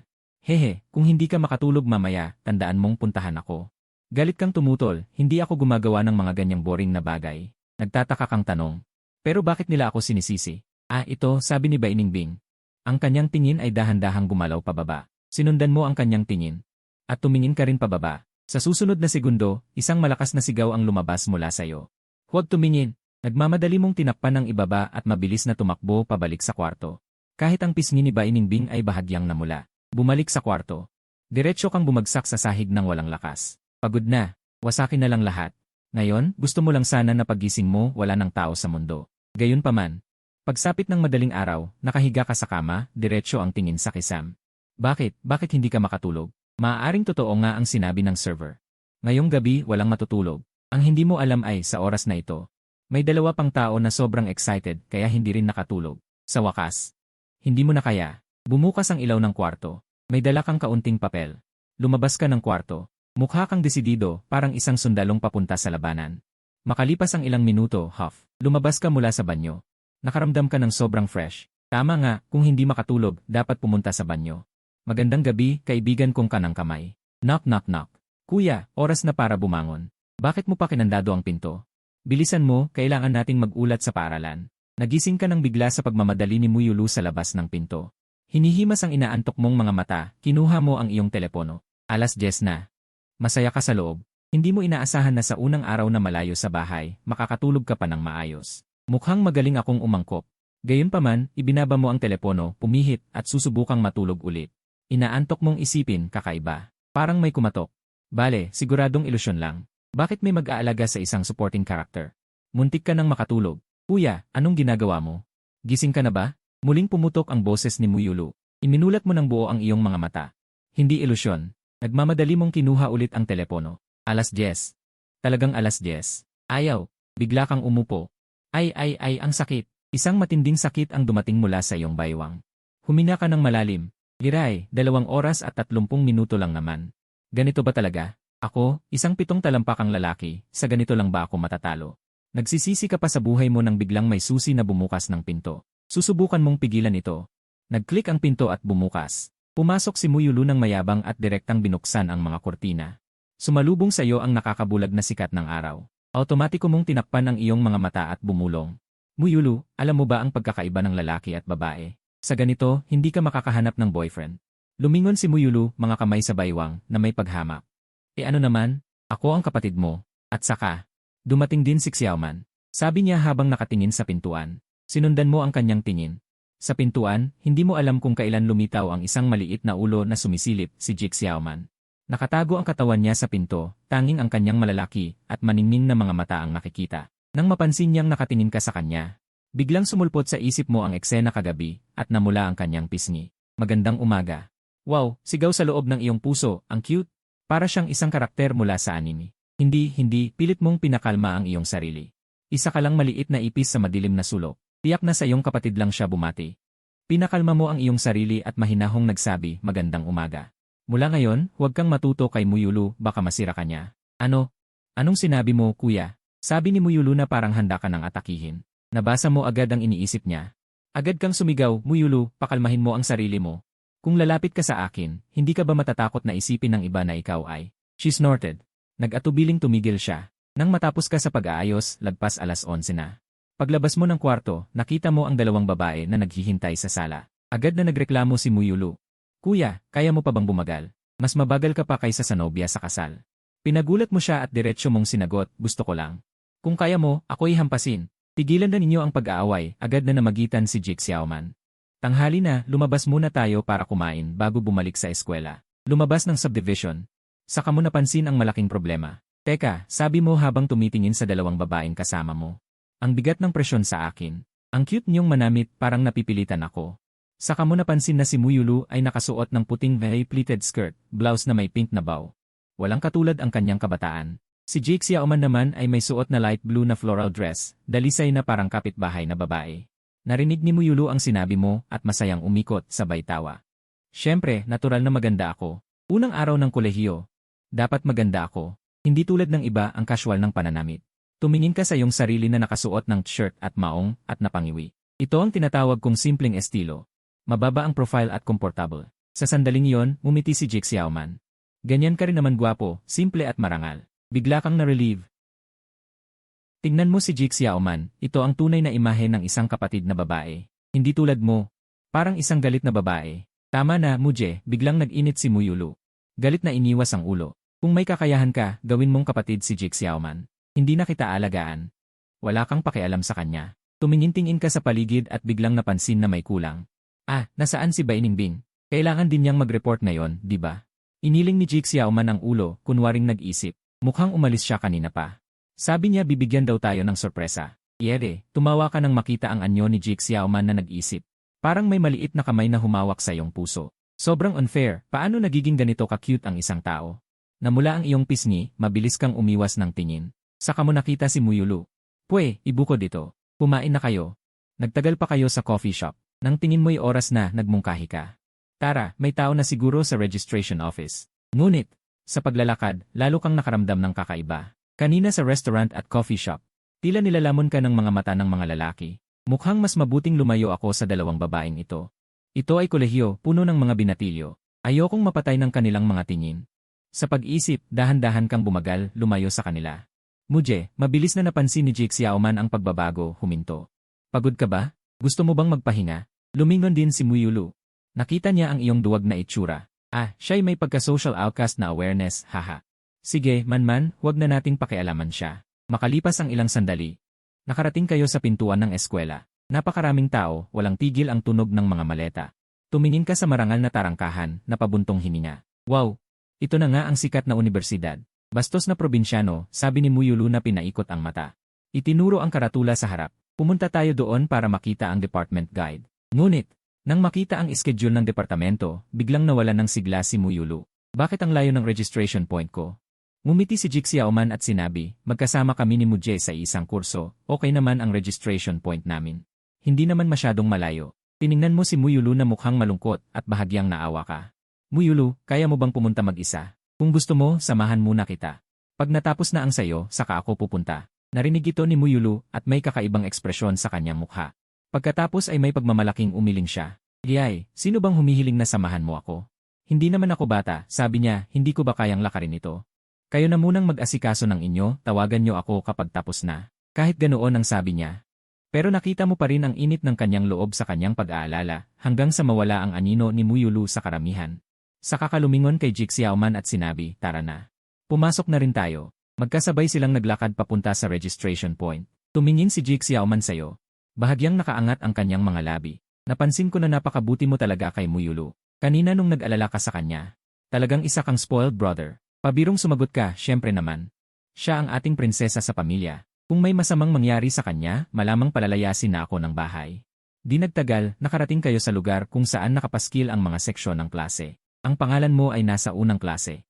Agad mo itong nakita. Nasa unang klase ako. Ngunit sa sandaling iyon, natagpuan din ni Jix Xiaoman ang kanyang pangalan, ngunit biglang nagdilim ang kanyang mukha. Buong puso siyang umaasa. Na akalang makakasama ka sa isang klase, ngunit binigyan siya ng katotohanan ng matinding sakit. Namilipit ang kanyang labi. At mahinang bumuntong hininga, nasa ikalawang klase ako. Tiningnan mo siyang malungkot at ningiting inaliw. Ay naku. Walang problema. Iba ang kolehiyo sa high school. Maraming general classes na tiyak na magkasama tayo sa isang silid. Pagkatapos, nagtungo kayo sa welcome area ng kanikanyang klase. Maingat mong kinuha ang iyong mga dokumento mula sa bag. At inabot, ako si Muje. Ito ang aking file at admission letter. Ah, akala ko ba't pamilyar ang itsura? Nang maabot mo ang iyong mga dokumento. Isang napakapamilyar na boses ang biglang umalingaw-ngaw sa tabi. Sino ba naman ang mag-aakalang ganito kakamasunurin, Muje? Sa kolehiyo, kasama mo pa rin ako sa isang klase. Bigla kang lumingon sa direksyon ng boses. Nakita mo si Bainingbing na nakatayo sa likod ng welcome table, nakangiti. Suot niya ang isang lilang mahabang damit. Nakaangat ang kanyang mga labi, puno ng pang-aasar ang kanyang mga mata. Bainingbing, anong ginagawa mo rito? Gulat na gulat ka, ang kamay mong nag-aabot ng dokumento ay tumigil sa ere. Pilya siyang kumindat sa'yo. Ako, volunteer ng klase natin para sa welcome.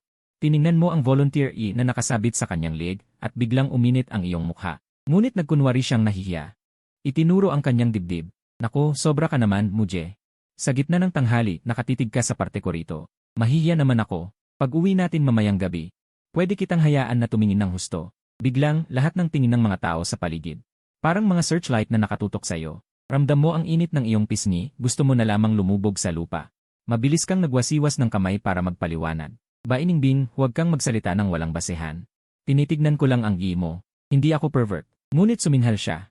Puno ng pagkasuklam. Totoo nga na lahat ng lalaki ay walang kwenta. Kagabi tayo ay. Bigla siyang tumigil sa pagsasalita. Ano ang ibig sabihin ng tayo ay? Halos mabaliw ka na sa kaba, nagmamakaawang nagpaliwanag. Huwag kang magsabi ng mga bagay na madaling maintindihan ng mali, okay? Walang nangyari sa atin. Nang matapos ang proseso, kinuha mo ang registration slip. At parang tumakas kang umalis sa nakakahiyang eksena. Sa isip mo, grabe, nakakatakot talaga ang mga babae. Bakit ba kailangan kong makasama ang taong iyon sa isang klase? Ngunit nag-isip ka. Bahala na, sinabi mo sa sarili mo. Isa ka lang background character. Ang relasyon ninyo ay parang landlord at tenant lamang. Hindi na kayo magkakaroon ng koneksyon sa hinaharap. Gayunpaman, nakahina ka ng maluwag, ngunit nakasalubong mo si Jake Xiaoman na tapos na rin sa proseso. Umiti siya at kumaway sa'yo.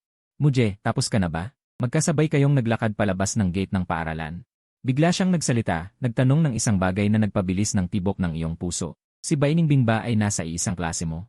Kinabahan ka, nagkaroon ng hindi natural na ekspresyon sa iyong mukha, pilit mong pinakalma ang iyong sarili at bahagyang umubo. Nagulat din ako noong una kong malaman.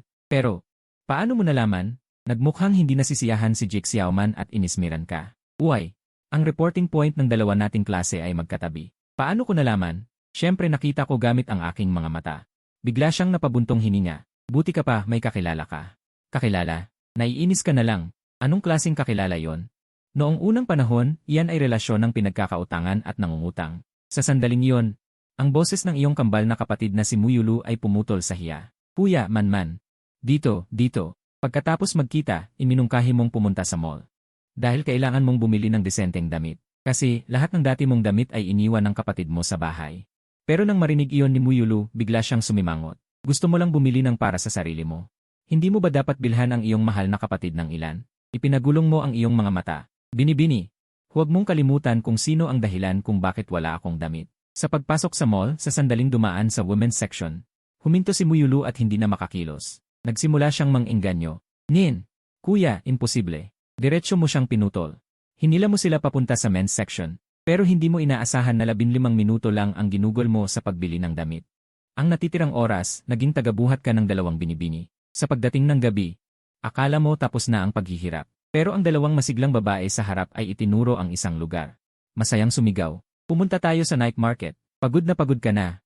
Gusto mo na lang umuwi at humiga. Pero ang kapatid mong si Muyulu ay masayang nagturo sa malayo. Nabasa ko sa internet dati. Maraming masarap na pagkain sa night market malapit sa Jiangxing University. Pakiramdam mo sa sabog ang ulo mo.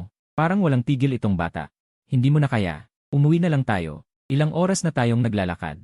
Pero nang marinig iyon ni Muyulu, umikot ang kanyang mga mata at mumiti ng pilyo. Sumandal siya at sinabi sa paraang nangaasar. Kuya, ganito ka na lang ba? Paano na pag may girlfriend ka? Paano? Umiti ka ng malamig. Ang sinabi mo ay nagpatahimik sa kanya. Siyempre, Hiwen. Tapos gumamit ng 2 uri ng sabon para linisin ang lugar, tapos itapon ang bangkay sa ilog. Ikinaway mo ang mga shopping bag na puno sa iyong kamay. At saka, ang mga binili ninyo ay nasa akin lahat, di ba? Paano kayo mapapagod? Si Muyulu ay natigilan saglit tapos napahagikik sa tawa. Pagkatapos tumawa, nagmakaawa na naman siya kasama si Jake Xiaoman. Kahit si Jake Xiaoman ay mahinang nagsabi, Muje, baka sandali lang tayo. Sige na. Sumuko ka ng tuluyan pero sa sarili mo lang. Kayo na ang pumunta. Uwi na ako. Bago ka umalis, tiningnan mo nang may babala ang kapatid mo. Muyulu, dalhan mo ako ng pagkain. Kung hindi, ang mga binili mo baka sa ilang araw ay mapunta sa basurahan. Isang kamay ang pagkain, isang kamay ang produkto. Pagkasabi, umikot ka at umalis.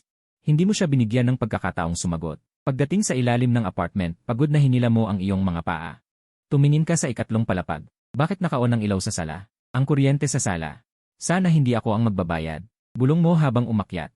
Kumuha ka ng susi para buksan ang pinto, pero napansin mong hindi ito nakalock. Itinulak mo ito at pumasok. Ang nakakasilaw na ilaw sa sala ay nagpakurap sa iyo. Sa susunod na segundo, tumayo ang lahat ng balahibo mo. Sa sofa, nakaupo si Bainingbing na may mabigat na mukha. Nakasuot siya ng puting sleeveless na pantulog. Ang buhok ay nakalugay lang. At sa kanyang kamay, may hawak siyang magandang kutsilyo para sa prutas. Ang talim ay kumikislap sa ilaw, may malamig na kinang. Bainingbing, classmate, umuwi ka na pala. Nahirapan kang bumati. Pero wala siyang reaksyon. Patuloy lang siyang naglalaro ng kutsilyo. Kinabahan ka. Nang makakuha ng pagkakataon, gusto mo nang tumakas. Ate, sa kwarto na ako. Magandang gabi. Tumakbo ka papasok sa kwarto at nilock ang pinto. Sumandal ka sa pinto, mabilis ang tibok ng puso mo. Anong problema ng babaeng ito? Ganito ba talaga ang mga tagalungsod? Kakababa mo lang ng gamit, handa nang humiga sa kama. Muje, narinig mo ang malamig na boses ni Bainingbing, walang init. Bigla kang umupo, mahigpit na hinawakan ang kumot. Muje, alam kong nandyan ka. Buksan mo ang pinto, may sasabihin ako sa'yo. Paano ba yan? Siya ay isang babaeng landlady sa labas, pero sa loob ay isang baliw na mamamatay tao.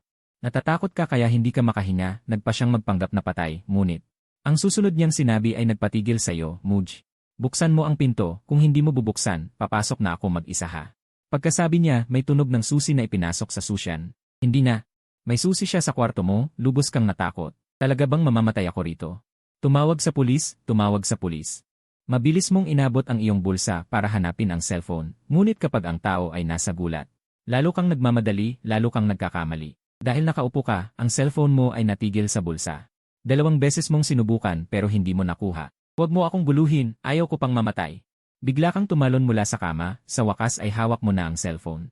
Malapit ka nang mag-unlock para tumawag sa pulis. Narinig mo ang isang click mula sa pinto. Biro ba ito? Talagang nilock mo ito. Muje, papasok na ako. Pagkasabi niya, ang doorknob ay marahang iniikot. Titig na titig ka sa pinto. Kinakabahan ka hanggang sa makalimutan mong huminga. Pagkatapos, ang pinto ay naipit ng isang siwang. Isang kutsilyong kumikinang napilak ang unang pumasok. Ang iyong pupil ay biglang naging maliit. Ang iyong dugo ay tila nagyelo. Habang dahan-dahang bumubukas ang pinto, lumitaw ang figura ni Bai Ningbing sa may pintuan. Ang kanyang mukha ay malamig pa rin, ngunit ang kanyang mga mata ay hindi iyon bangis ng mamamatay tao, kundi isang pagkadismaya. Nang makita kang nakatayo sa harap niya, nagreklamo si Bai Ningbing, gising ka pala. Tinatawag kita ng matagal pero hindi ka nagbubukas, talagang hindi ka masunurin. Ngunit ang mga salitang ito, sa iyong pandinig ay naging iba ang kahulugan. Maliit na Muj, sa tingin ko sawa ka na sa buhay, di ba? Ngayon, hayaan mo akong maghatid sa iyo sa iyong huling biyahe. Plop! Ang iyong mga tuhod ay nanghina, agad kang lumuhod. Wala akong alam, pakiusap pakawalan mo ako. Tumingin sa iyo na biglang lumuhod. Ang isip ni Bai Ningbing ay biglang nag-freeze. Mabilis niyang ibinaba ang kutsilyo at tumakbo sa harap mo. Anong ginagawa mo? Hindi naman kita kakainin, kailangan ba yan? Nanginginig kang nagtaas ng mata, nakita mo ang kanyang mukha na walang malay. Unti-unting nawala ang takot. Nanginginig mong sinabi, may hawak kang kutsilyo at palagi mo akong pinapabukas ng pinto. Akala ko papatayin mo ako. Yehey! Hahaha! Biglang tumawa ng malakas si Bai Ningbing. Ang lawak ng imahinasyon mo. Ngayon ay lipunang may batas, ang pumatay ay magbabayad. Hindi ako gagawa ng ganyang bagay na walang pakinabang. Hay! Nakakahiyang tumayo ka mula sa sahig. Ang iyong puso ay sa wakas huminahon. Umupo ka sa gilid ng kama, tinuro sa kanya ang upuan sa tapat. Anong kailangan mo sa akin? Sa susunod na sandali, bumalik si Bai Ningbing sa kanyang malamig na ekspresyon. Malupit na binigkas ang ilang salita. Gusto kong tulungan mo akong manligaw ng isang tao. Plop! Ang iyong tuhod ay nanghina muli. Ate, kung ganoon, patayin mo na lang ako. Pinapaligaw mo ako sa isang babae. Ano ang pinagkaiba ng pagpatay sa akin? Hayaan mo akong mamatay ng may dignidad. Walang masabi si Bai Ningbing, tinignan ka ng masama. Kailangan ba yan? Sa halip na manligaw. Mas gusto kong buluhin mo siya. Dahil sa kanyang ugali, tiyak hindi kanya magugustuhan. At saka, hindi ko naman sinabi na babae yon. Ganoon. Bigla kang umupo ng tuwid. Patawad, tumatanggi ako. Binuksan ni Bai Ningbing ang kanyang gallery. Inabot sa iyo ang isang larawan. Ang larawang ito, hindi lang ang kapatid mo ang makakatanggap ngayong gabi. Kundi buong internet bukas. Tiningnan mo ang larawan ng baliw na humahawak sa bag ng iba. Hindi ba ikaw yon? Sumuko ka. Bahala na, sino ba ang malasko? Ang larawan at ang impormasyon ng target, sabihin mo sa akin. Pagkatapos kong tumulong, dapat mong burahin ang larawan. Tumingin si Bai Ningbing ng may kasiyahan. Ibinigay sa iyo ang isang larawan. Ang pangalan niya ay Shen Mengxi, kasama natin sa klase. Siya ang aking kaaway. Kinuha mo ang larawan, ang iyong tingin ay nasa ito. Isang babaeng walang ekspresyon ngunit napakaganda. Itim na buhok na parang talon. Ang kanyang mga mata ay malamig, tila kayang makita ang lahat. Bigla kang nandidiri. Liray, ano ba yan, mukha namang lalaking nagbabala kayo. Sige na, papayag na ako, pero hindi naman. Natigilan muna si Bai Ningbing, tapos bigla siyang natawa, babae talaga siya. Ano, babae? Natigilan ka na parang bato. Pumutok na ang tali sa utak mo, hindi pwede, hindi pwede. Hindi pa ako nakakausap ng babae ng kusa, hindi ko kayang tumulong sa ganito. Iniangat muli ni Bai Ningbing ang cellphone, tumigil ka, sigaw mo habang naggangalit ang ngipin. Tutulong ako, huminga ka ng malalim, nag-alab ang diwa ni Little Feng. Pero dapat may dahilan, bakit galit na galit ka sa kanya? Baka naman. Baka pareho kayong tomboy. Tama nga, ang mga babae ay mga nakakatakot na nilalang. Magbibiro ka sana, pero nakita mong muli niyang kinuha ang kutsilyo, kaya tumahimik ka na lang. Malamig na tinitigan ka ni Bainingbing dahil galit ako sa kanya. Kapag nandyan siya, pangalawa lang ako lagi, bukas magsisimula ka na. Sa loob ng 1 linggo, kailangan mong dumikit sa kanya, sabi niya. Tumalikod siya at umalis, walang atrasan, sumara ang pinto. Nahiga ka sa kama, walang pag-asa na tumingin sa kisam, tapos na ang lahat. Balak kong mag-aral ng tahimik sa 4 na taon, pero ngayon mukhang magiging tatak na baliw ako. Kung hindi ako papasok sa impyerno, sino pa? Sa sandaling iyon. Tok tok tok, kuya, uwi na ako. Bumili ako ng piniritong malamig na pansit para sa'yo, boses ni Muyulu, parang may nahawakan kang salbabida. Bigla kang tumalon mula sa kama, hindi na nagsuot ng tsinelas, tumakbo sa pinto, binuksan mo ito ng malakas. Hinila mo si Muyulu papasok ng kwarto, sobrang bilis kaya nagulat pareho siya at si Jake Xiaoman, napaurong si Jake Xiaoman. Si Muyulu naman ay sumigaw, aray, kuya, anong ginagawa mo? Alam kong nagmamadali ka, pero nandyan pa si Jake Xiaoman sa pintuan, at si Jake Xiaoman. Binitawan mo ang kapatid, tapos hinila mo rin si Jake Xiaoman papasok, sa gulat ng 2 babae. Isinara mo ng malakas ang pinto, si Muyulu at Jake Xiaoman ay nakatayo sa gitna ng kwarto, tulala. Namula si Muyulu pabulong na sabi, kuya. Hindi pwede at nandyan pa si Jake Xiaoman. Naguguluhan ka, anong sabi mo? Bahala na. Una, pag-usapan natin ang mahalaga, wala kang pakialam sa sinabi niya, kumuha ka ng papel at ballpen. Sinabihan mo silang umupo sa kama, biglang naglakas loob si Jake Xiaoman, nahihiyang tumingin sa'yo. Muje, hindi mo pwedeng gawin yan kung hindi mo na mapigilan. Sa totoo lang, kaya ko naman ha. Natigilan ang utak mo, tulala, ilang segundo bago ka natauhan. Bigla mong hinampas ang hita, ay sabi niyo nga. Paano ba manligaw ng babae? Pagkasabi mo, tahimik ang kwarto na parang patay. Nagtinginan sina Muyulu at Jake Xiaoman, sa susunod na sandali, tumayo si Muyulu. Sa gulat mo, inilapat niya ang likod ng kamay sa noo mo, makalipas ang 2 segundo't kalahati. Seryoso siyang nagsabi, hindi naman lagnat, baka inaalihan ka. Nag-alala ring tanong ni Jake Xiaoman, Muje, may gusto ka bang babae? Hinampas mo ang kamay ni Muyulu, ikaw ang inaalihan, wala akong gusto. Sasabihin mo sana ang totoo, pero ang ebidensya sa kamay ni Bainingbing ay pumigil sa'yo. Mabilis na umandar ang utak mo, nag-isip ka agad ng dahilan, kaibigan ko ito. Gusto niyang lumigaw ako sa ex-girlfriend niya sa loob ng 1 linggo, para inisin ang babaeng yon, pero alam niyo. Hindi pa ako nanligaw ng babae, wala akong ideya kung paano. Narinig ito. Nagtinginan sina Muyulu at Jake Xiaoman, sumimangot ang kapatid mo, punong-puno ng duda. Pero umikot ang mata niya, biglang umiti, kuya. Ang kakaiba naman ng kaibigan mo, pero may alam akong paraan. Siguradong epektibo, talagang maiinis siya. Nalapit si Jake Xiaoman nang may pagtataka. Anong paraan? Nagtataka ka ring tumingin kay Muyulu, huminto siya at naglinis ng lalamunan. Nagkislap ang katusuhan sa kanyang mga mata at mahinang sinabi, sabihin mo na lang sa babaeng iyon.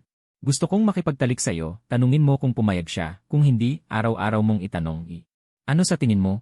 Ang galing ko talaga, di ba? Nang marinig ang nakakagulat na pahayag na ito. Pakiramdam mo'y may kidlat na dumaan sa iyong utak. Hindi na ito tungkol sa kung mabuti o masama, ito ay tungkol sa kung makikita ka pa ba nila. Sa paaralan sa mga susunod na taon, itinuring kita bilang pamilya, pero ginawa mo akong parang Hapons na sundalo, di ba? Muntik ka nang himatayin sa sobrang galit dahil sa napakagaling na mungkahi ng kapatid mo. Si Muyulu naman ay nagmamatigas pa rin na nakaungos ang labi, para lang naman yata siyang asarin, di ba? Ang galing ng paraan ko, di ba? Sige na, huwag mo nang sirain ang kuya mo. Si Jake Xiaoman naman ang mapagkakatiwalaan. Siya ang nagmungkahi, diretsyo na lang na magtapat ka ng pag-ibig. Kung maraming beses niyang gagawin yon, natural na mababagot siya. Mariin kang tumingin kay Muyulu. Tingnan mo si Jake Xiaoman, kayong dalawa, wala na kayong silbi, lumabas na kayong dalawa. Pinalabas mo ang 2 babae sa kwarto, mabilis na inubos ang natirang malamig na pansit sa mesa, at humiga sa kama. Sa isip mo, inulit-ulit mo ang pagtatapat ng 1,000 beses. Sa wakas, hindi mo na napigilan ang antok.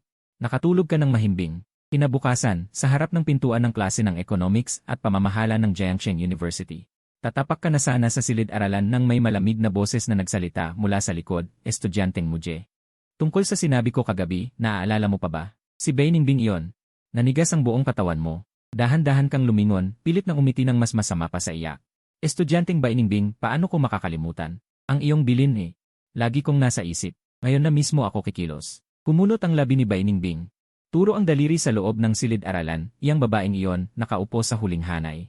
Sige, tingnan kita, pagkatapos, huwag kang mag-alala. Sumunod ang iyong mga mata sa kanyang daliri. At bigla kang natigilan sa kinatatayuan. Yung babaeng nakaupo sa huling hanay. Ay si Shen Mengxi pala, yung sikat na malamig na diyosa sa buong paaralan. Siya'y tila nasa gitna ng pagbabasa. Nagpapalabas siya ng isang nagyelong aura na nagtataboy sa lahat. Buwesit! Biglang bumagsak ang puso mo. Kahapon, naensayo mo na ang 1,000 beses, pero ang hindi mo naisip ay ang babaeng ito'y isang ice queen. Ano na ngayon? Pakiramdam mo'y ang hina na ng tuhod mo, wala kang lakas na lumapit. Oy, natatakot. Nanggagaya ang boses ni Bainingbing.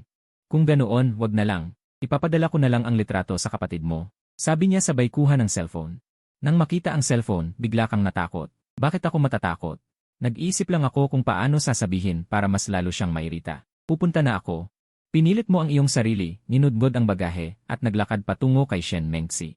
Ilang hakbang lang, pero para kang naglakbay sa hirap ng paglalakbay ni Tang Sanzang. Sa wakas, huminto ka sa isang hakbang ang layo mula sa kanya. Noong nasa isip mo na kung paano magsasalita, biglang lumingon si Shen Mengxi. Nang magtagpo ang mga mata ninyong dalawa, tila sumabog ang isip mo, biglang naging blanko ang lahat. May kailangan ka ba? Narinig mo ang malamig niyang boses. Nagmulat ka ng bibig. Parang may bumara sa lalamunan mo. Lahat ng inihandang linya nawala na lang bigla. Sa gitna ng ganap na kalituhan ng isip at tuloy-tuloy na pintig ng puso, bigla mong nasabi. Pakisama mo ako, hindi, pakikipag-date mo ba ako? Akala mo magugulat siya, pero sa halip, umiti lang ng mahina ang malamig na diyosa na si Shen Mengxi. Binuka niya ang kanyang mga labi at bumigkas ng dalawang salita, sige. Wala nang lamig sa kanyang tono. Natulala ka sa kinatatayuan. Teka, sige. Anong sige? Napalaki ang iyong mga mata, nagdududa kung narinig mo ng tama. Nauutal mong tanong, anong sinabi mo? Namula ang kanyang mukha at mahinang sabi. Parehong bagay na sinabi mo, pumayag ako. Biglang sumabog ang isip mo. Buwisit, ang malamig na diyosa, ito pala ay isang babaeng nahulog na sa pag-ibig. Teka, anong dalawang bagay? Hindi ito ang panahon para isipin yan. Mabilis mong pinatigil ang iyong sarili sa pagtapik sa mukha at sabi ng gulat. Ngayon lang tayo nagkita sa unang pagkakataon, di ka ba natatakot na masama ako? Karaniwang tao ay tatanggi agad, di ba? Pero pumikit siya gamit ang malinaw at kaakit-akit na mga mata, seryosong sabi, bakit ako tatanggi? Nag-propose ka na sa akin eh. Dagdag pa niya na tuluyan nang nagpabaliw sa'yo. Mula pagkabata, ikaw ang unang lalaking nagsalita sa akin ng kusa. Si Bainingbing na pinagmamasdan ang lahat mula sa pintuan. Halos lumuwa ang iyong mga mata, tuluyan kang naguluhan, at umikot ka para tumakas. Hindi tugma ang script na ito. Ngunit nang umikot ka, isang malambot ngunit malakas na kamay. Ang humawak ng mahigpit sa iyong braso. Lumingon ka at nakita mong puno ng pagmamadali at pagkabalisa ang kanyang mukha. Nanginginig ang boses niya. Saan ka pupunta? Tumingin ka sa kanyang mukha na parang iniwan ng buong mundo. Bigla mong naisip ang isang malaking drama. Habang pinapanood ang iyong mukha na seryoso at pagkatapos ay gumaan, nagtanong si Shen Mengxi nang may pag-aalala. May masama ba ang pakiramdam mo? Gusto mo bang samahan kita sa infirmary? Wala akong problema. Medyo magulo lang ang utak ko. Ngumiti ka ng nahihiya, sinubukang bawiin ang iyong braso. Malapit na ang klase, kailangan ko nang humanap ng maupuan. Ngunit, mahigpit pa rin ang kanyang kamay, walang balak bitawan. Ang kanyang mga mata ay may tigas at pag-asa. Bulong niya, pwede bang sa tabi mo na lang ako umupo? Magkasintahan na tayo. Nagalit ka? Hindi. Ang pag-amin kanina ay hindi totoo. Hindi mo man lang alam ang pangalan ko. Pinilit mong lumaya, ngunit 2 beses mong sinubukan. Nagulat ka sa lakas ng kanyang paghawak, hindi ka makatakas. Sa sandaling sumuko ka. Bigla siyang humila ng malakas, diretso kanyang inupo sa tabi niya. Sa susunod na segundo, sumandal siya sa iyo, niyakap ng 2 kamay ang iyong braso, at inilapag ang ulo niya sa iyong balikat. Ang init ng kanyang balat, ang banayad na pabango, biglang nawalan ng kontrol ang iyong tibok ng puso. Namula ang mukha mo na parang kamatis. Sa sandaling iyon, isang malakas na sigaw ang pumutok sa silid-aralan. Dumiretso si Bainingbing sa inyo. Shen Mengxi, bitawan mo siya. Si Mudge ay akin. Para kang nakakita ng tagapagligtas, desperado kang nakikiusap kay Bainingbing sa pamamagitan ng iyong mga mata. Tumingala si Shen Mengxi, bumalik ang lamig sa kanyang mukha, ngunit hindi bitawan ang kanyang kamay. Oh, siya ang nobyo ko. Bakit ko siya bibitawan? Dagdag pa niya. Ngayong gabi, ihahatid ko pa si Mudge sa bahay. Dahil napakatapat niya kanina. Nang marinig iyon ni Bainingbing, namula ang kanyang mukha. Nanginginig siya sa galit. Itinuro niya si Shen Mengxi at sumigaw ng matinis. Kasinungalingan, paanong magugustuhan ka ni Mudge? Ginagawa lang niya ang utos ko. Sinadya niyang inisin ka. Huwag kang asyumero. Naisip mo, tiyak na matatapos na ito. Ngunit napangisi si Shen Mengxi at lalo kang hinigpitan. E ano naman? Nakadikit siya sa iyo, ipinakita kay Bainingbing ang kanyang karapatan. Ngayon, nagpahayag na siya ng pag-ibig sa akin at tinanggap ko ito. Mula sa sandaling ito, siya ay akin na. Pinakinggan mo ang usapan ng dalawa, puno ng hirap ang iyong puso. Bakit? Hindi naman ako ang bida sa love comedy. Gusto ko lang tahimik na makapagtapos ng 4 na taon sa kolehiyo. Habang namamanhid ang iyong anit, si Bainingbing ay kumuha ng upuan mula sa gilid at umupo sa kabilang side mo. Sa susunod na segundo, niyakap din niya ang iyong kabilang braso. Nang makita ang galaw ni Bainingbing, Hindi pumayag si Shen Mengxi, bigla niyang hinigpitan ang kanyang braso. Yes! Agad mong naramdaman ang dalawang malakas na presyon. Bakit kayo nag-aaway? Namula ang iyong mukha. Bulong mo ng mahina, mga binibini, nasa silid-aralan tayo. Pinapanood tayo ng mga kaklase. Pwede bang bitawan muna niyo ako? Sabay silang nagsalita. Tiyak at matatag. Hindi. Hanggang sa tumunog ang kampana. Sumigaw ang tagapayo at saka lamang nag-atubiling bitawan ng dalawang babae. Sinamantala mo ang pagkakataon. Dumulas ka sa pinakalikod na sulok ng silid-aralan. Saan ka pupunta, Mudge? Sabay na nagsalita ang dalawang babae. Tahimik. Sa wakas ay nagsalita ang tagapayo. Huwag isiping dahil mayaman at may kapangyarihan ang inyong pamilya ay maaari na kayong manggulo sa klase. Kung magpapatuloy kayo, lalabas kayong tatlo at tatayo. Pakiramdam mo mas inosente ka pa kay Dao eh. Hindi sila ang gusto. Tama na. Tahimik ang lahat, maghanda para sa pagpupulong. Inalis ng tagapayo ang kanyang lalamunan. At nagsimula ng mahabang talumpati. Nakatago ka sa sulok, sa wakas ay nakahinga ka ng maluwag. Ngunit ang iyong puso ay gusot na. Hindi ito ang inaasahan ko. Hindi ko inakalang sasang-ayon si Shen Mengxi. Hindi ba't ako na lang ang napahiya? Nagsisi sa pagsang-ayon sa kahila-hilakbot na kahilingan ni Bai Ningbing. Makalipas ang mahigit kalahating oras, dumating na ang bahagi ng pagpapakilala. Tumingin ka sa mga kaklase mo, nagkakagrupo-grupo. Masaya silang nag-uusap. Tama, kahit sa kolehiyo, pareho lang. Ikaw pa rin hindi makasali. Sa oras na yon, aray, masakit. Napasigaw ka sa sakit. Tumingin ka pababa, ang iyong paa ay naapakan ng husto ng kaklaseng nasa unahan. Pasensya na. Mabilis na humingi ng tawad ang kaklase. Mabilis mong iwinagayway ang kamay. Okay lang. Umakyat ka na. Hinimas mo ang masakit mong paa. Lalo kang nainis sa puso. Tama nga, isa lang akong extra. Hinintay mong matapos ang pulong ng klase, pasado 11:00 na. Narinig mong isang subject lang ngayong araw. Nag-isip ka, paano kung umuwi na lang ngayon? Wala naman akong lugar dito. Habang yumuyuko ka para mag-empeke, may anino na humarang sa harap mo. Ngumiti si Shen Mengxi ng matamis, ang kanyang mga mata ay kumikinang sa pag-asa. Mudge, pumunta ka sa bahay ko. Lumapit siya sa'yo. Bulong na dagdag, sabay nating gawin ang gusto mo, paano? Biglang tumigil ang iyong kamay. Tumingin ka, gulat na nakatingin sa kanya. Punta sa bahay mo. Sobrang hindi angkop. At sakali. Huwag kang magsabi ng mga nakakalito. Sa oras na yon, narinig ang malamig na boses ni Bai Ningbing. Mudge, mauuna na akong umuwi. Tandaan mong umuwi para sa tanghalian. Tiningnan ka niya ng may banta, kung hindi kita makita. Hindi ko na masisiguro kung saan lalabas ang larawang iyon. Pagkasabi, umalis siya nang hindi lumingon. Pagkaalis ni Bai Ningbing, agad na napansin ni Shen Mengxi ang mali. Tiningnan ka niya, nakita ang takot mong mukha. Tumpak na sinabi, Mudge, may hawak ba si Bai Ningbing na ipit sa'yo? Kumislap ang kanyang mata. Gusto mo bang tulungan kita? Garantisadong malinis ang paghawak. Biglang nanginig ang iyong puso. Babae ito. Automatiko mong iniwas ang tingin. Naguguluhang sabi, wala naman. Paano ako mababanta? Sige, mauuna na akong umuwi. Maaga ring umuwi, kaklase Shen. Pagkasabi, dala ang iyong bag. Tumakbo ka nang hindi lumingon. Pagkaalis mo, ang mainit na ngiti ni Shen Mengxi ay biglang nanigas. Dahan-dahan siyang umikot, ang mga mata ay nakatutok sa direksyon ng iyong pag-alis. Sa ilalim ng kanyang mga mata, kumikislap ang kasiyahan at kakaibang liwanag. Kaklase Mudge, hinihintay kita sa bahay. Paglabas ng gusali, tiningnan mo ang maaliwalas na langit. Huminga ng malalim. Isang araw natapos na. Uwi na, magpahinga. Ngunit nang maalala ang kasera na si Bai Ningbing at ang kaklase na si Shen Mengxi, napabuntong hininga ka. Ang unibersidad na ito, bakit puro kakaibang tao? Si Bai Ningbing parang demonyo, si Shen Mengxi naman. Mukhang malamig pero nang makilala mo, nagiging kaibig-ibig. Gusto ko itong plot twist. Habang masaya kang nag-imagine ng kinabukasan, biglang may boom, diretsyo kang bumangga sa dalawang lalaking nakaitim. Tinaboy ka pabalik, muntik nang maupo sa sahig. Aray gi. Pasensya na. Mabilis kang humingi ng tawad. Nagtinginan ang dalawang lalaki. Isa sa kanila ay kumuha ng cellphone, tumingin, pagkatapos ay tumingin sa'yo. Parang nagkukumpirma. Makalipas ang 2 segundo, sabay silang tumango. Ang isa ay malamig na nagsabi, ikaw si Mudge? Narinig mo ang pangalan mo. Bigla kang lumingon. Hindi mo kilala. Agad kang nagpanggap. Mudge? Sino si Mudge? Nagkakamali kayo. Sa sandaling sila ay yumuko para kumpirmahin ang cellphone, sinamantala mo ang pagkakataon. Bigla kang umikot. Tumakbo ng mabilis papunta sa pintuan ng unibersidad. Anong nangyayari? Sa oras na yon, nakita mo ang pag-asa. Isang pulis na kotse ang nakatigil sa pintuan. Nasa gitna. Pero nang handa kang yakapin ang liwanag, isang kamay ang biglang pumalakpak sa iyong balikat. Hindi naman eh. Ang iyong ekspresyon ay biglang nanigas. Mekanikal kang umikot. Isang lalaking nakaitim. Nakatingin sa iyo ng may ngisi. Tapos na. Hindi na makatakas. Tumigil ka na lang sa pagtakbo, itinaas ang 2 kamay. Sumusuko na ako eh. Pwede namang hindi sa mukha. Alam kong gwapo ako, naiinggit kayo. Ngunit hindi mo natapos ang sasabihin. Bigla kang itinali ng dalawa. Ano ba ang ginagawa ninyo? Nasa paaralan ito, labag sa batas. Sumigaw ka ngunit lumalayo ang mga estudyanteng dumadaan, puta. Ang reaksyong ito ay inaasahan ko na, kaya sumuko ka na lang at umupo sa sahig.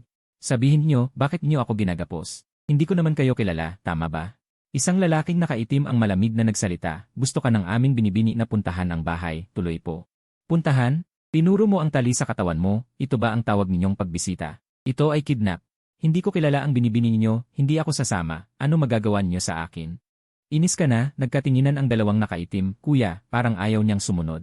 Walang problema, kapatid, sabi ng binibini basta madala lang siya. Kung kailangan, pwedeng gumamit ng paraan, alam ko na ang gagawin, kuya. Habang sinasabi ito, kumuha ang kapatid ng isang sibat na kuryente na umuugong mula sa bulsa. Nakita mo ang kumikislap na sibat na yon. Biglang nagbago ang mukha mo, tumayo ka agad at mumiti ng malapad. Mga kuya, totoo pala gusto ko ring makilala ang binibini ninyo, bilis na tayong umalis. Huwag na siyang mapaabot sa biyahe, nagpakatatag ka sa labas. Sa loob, sobrang kinakabahan ka, sino ba itong binibini? Baka isang mayamang babae na lihim na may gusto sa akin. Pero wala naman akong pinagkakaabalahan sa paaralan, mabilis kang sumakay sa kotse, sumunod din ang dalawang nakaitim. Sumunod, isang itim na takip ang biglang inilagay sa ulo mo. Kuya, hindi naman tayo pupunta sa bitayan, medyo natakot ka na. Pero malamig lang na sinabi ng tao, ito ang utos ng binibini. Siyempre, kung ayaw mo, pwede ka naming patulugin sandali. Pagkasabi, sumabog ang tunog ng sibat na kuryente sa tabi ng tainga mo. Huwag, isusuot ko, sa tingin ko ayos lang ito. Bigla kang sumuko, matagal na nagmaneho ang kotse, sa wakas tumigil. Akala mo tatanggalin ang takip, pero hindi, naglakad ka ng napakahaba. Umakyat ng hagdan, sumakay ng elevator, ang laki ng lugar na ito. Sa wakas, bumaba muli ng hagdan, pagkatapos ay pinaupo ka sa isang upuan. Pagkatapos, biglang tinanggal ang takip, ano ang nangyayari? Sa harap mo ay dilim pa rin, bakit wala akong makita? Ano ang ginawa ninyo sa akin? Bigla kang naniwala, ang dalawang ito ay hindi mabuting tao, ginawa nila ang masama sa iyong mga mata. Tapos na, mamamatay ako ngayon, hindi pa ako nagkaroon ng kasintahan. Diyos ko, isang mahinang tunog, bumukas ang madilim na ilaw sa silid. Noon mo lang nakita, ikaw ay nasa isang silid na walang bintana, isang mahinang boses ang narinig. Mage, dumating ka na sa wakas, tumingin ka sa direksyon ng boses. Nakita mo ang dalawang mata na kumikislap ng kakaibang pulang ilaw sa dilim, sino ka? Bakit mo ako dinala rito? Ang figura ay dahan-dahang lumabas mula sa sulok, ang labi ay may kakaibang ngiti. Sa dilim, isang pamilyar na boses ang mahinang nagsalita, Mage. Wala ka talagang puso, kanina mo pa inamin ang pag-ibig sa akin, ngayon ay nakalimutan mo na agad. Shen Mengxi, bigla kang nagmulat ng mata, tinitigan siya na lumabas mula sa sulok. Boses pa rin ang boses, ngunit sa tono ay may kakaibang nakakapangilid ng iyong gulugod. Ang labi niya ay bahagyang umiti, gumuhit ng isang kakaibang ngiti, sa sandaling iyon. Nanindig ang balahibo mo, ngunit hindi mo alam, sa oras na yon. Isa pang figura ang tahimik na pumapasok sa iyong dormitoryo, Jake Xiaoman. Tinitiyak niyang walang tao sa paligid, kinuha ang ekstrang susi, click. Binuksan ang pinto ng iyong kwarto, ang kanyang tingin ay nakatutok sa iyong kama. Doon, naroon ang iyong iniwan kaninang umaga, dahan-dahan siyang lumapit. Nanginginig na inabot ang dalawang kamay, parang mayroong mahalagang kayamanan, biglang. Isang malakas na hangin mula sa bintana, nag-inay ang bintana, nanginginig si Jake Xiaoman. Nagmamadaling ibinalik ang bagay sa kama, siya ay lumingon, ang tingin ay tuluyang nakatuon sa aircon sa harap ng kama. Doon ko na lang ilalagay at sa oras na yon, wala ka pang alam sa lahat ng ito. Sa lihim na silid, ikaw na lang at si Shen Mengxi, siya ay dahan-dahang lumapit sa iyo. Ang mga matang kumikinang na may nakakatakot na pulang liwanag ay nakatitig ng direkta sa iyo, estudyanteng si Muje. Dumating ka nga, alam kong gusto mo ako. Sa loob mo, sobrang wala kang masabi, hindi ba't sa pilitan ka lang dinala? Pero sa seryoso niyang mukha, hindi mo talaga maintindihan kung bakit kanya dinukot, kaya tumesting kang magsalita.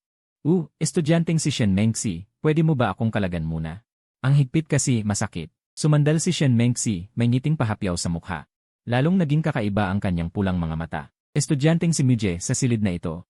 Tayo lang dalawa, sabi niya nang nakangiti. Kapag pinakawalan kita, baka may gawin ka sa akin. Sa narinig mo, mabilis kang nagpaliwanag ng todo. Hindi ako ganoong tao, tiyak na hindi. Gusto ko lang makapagtapos ng maayos, hindi nag-iisip ng pag-ibig, at hindi naniniwalang may babaeng magugustuhan. Ang isang tao na tulad mong nasa gilid. Sa iyong sagot, kumislap ang isang mahirap unawain na liwanag sa mga mata ni Shen Mengxi. Estudyanteng si Muje, mapagkakatiwalaan ba kita? Mabilis kang tumango. Puno ng sinseridad ang mukha. Dapat kang maniwala sa akin. Kung may masamang balak man ako, suntukin ako ng kidlat. Ganun ba, nag-isip si Shen Mengxi. Pero saglit lang, bumalik ang kanyang mukha sa dating malamig na ekspresyon. Estudyanteng si Muje. Dahil wala kang gagawin sa akin, hindi na kita pakakawalan. Teka, biglang nanigas ang ekspresyon ng mukha mo, halos hindi makapaniwala sa iyong narinig. Ano nang ibig mong sabihin? Nagmura na nga ako, bakit hindi mo pa rin ako pakakawalan? Bakit naman? Wala pa ring ekspresyon si Shen Mengxi, binigkas ang bawat salita. Walang dahilan.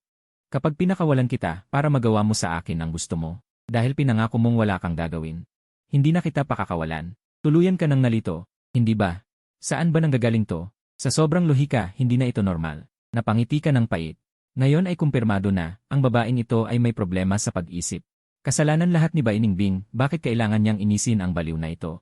Talagang napahamak ako dahil sa kanya. Puno ka ng pagsisisi, isinumpa mo sa isip si Bai Ningbing ng 1,000 beses. Kung hindi dahil sa kanyang banta, hindi ka mapapasama rito. Hindi pwede.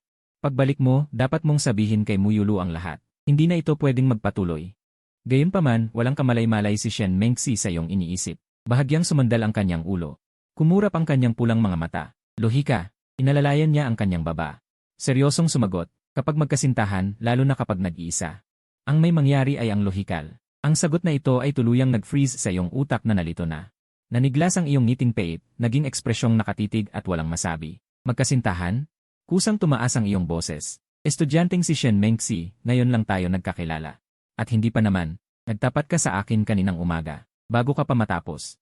Sumagot si Shen Mengxi, ang pahayag na ito ay nagpatigil muli sa iyo. Dahil, totoo ngang nagtapat ka kaninang umaga pero hindi pa siya pumayag. Sana hindi pa. Naisip mo ang kanyang kakaibang reaksyon noon, lalo kang nawalan ng kumpiyansa.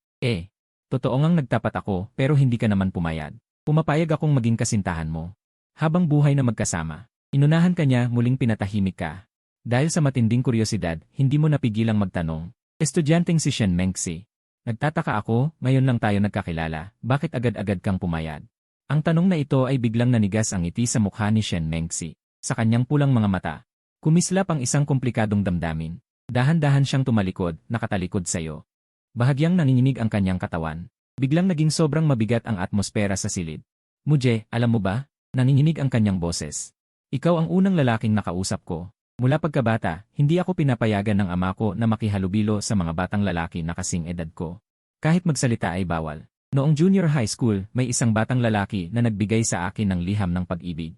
Nalaman ng tatay ko. Kinabukasan, lumipat ng paaralan ang batang iyon.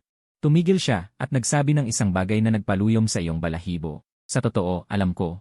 Hindi siya lumipat ng paaralan, kundi inasikaso siya ng tatay ko. Habang pinakikinggan mo ang kanyang kwento, isang malaking alon ang bumalot sa iyong puso. Sobra naman ang proteksyong ito. Ito. Talagang ito ang eksena sa totoong buhay na parang sa nobela. Bigla mong naisip na si Shen Mengxi ay napakawawa, ngunit sa susunod na sandali. Isang mas nakakatakot na ideya ang tumama sa iyo. Hindi ang dapat maawa ay ako. Kung malaman ng kanyang ama, hindi lang nagtapat sa kanyang anak, kundi nagmungkahi pa ng ganoong bagay, at ngayon ay kasama mo pa ang kanyang anak sa isang silid. Diyos ko, ingatan mo sana ako na hindi masyadong masakit ang kamatayan. Lalo kang natakot. Pakiramdam mo ay may lamig na umakyat mula sa paa hanggang sa ulo. Namumutla ang mukha, nanginginig ang labi na hindi mo mapigilan. Gamit ang pakiusap na tono, nanginginig mong sinabi, Shen Mengxi.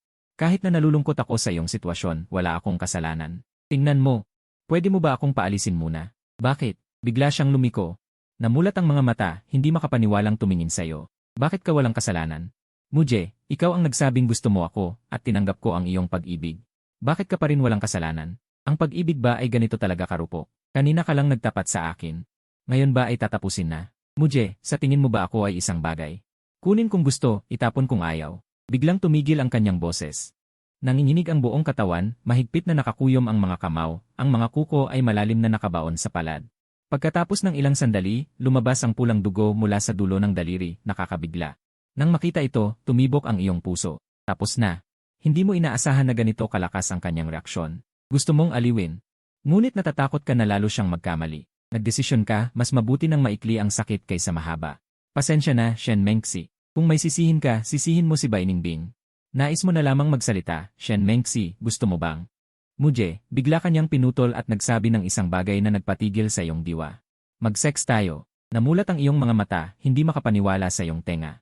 Ano ang gagawin mo? Hindi naman iyon ang iniisip ko, di ba? Tumingin ka kay Shen Mengxi na papalapit.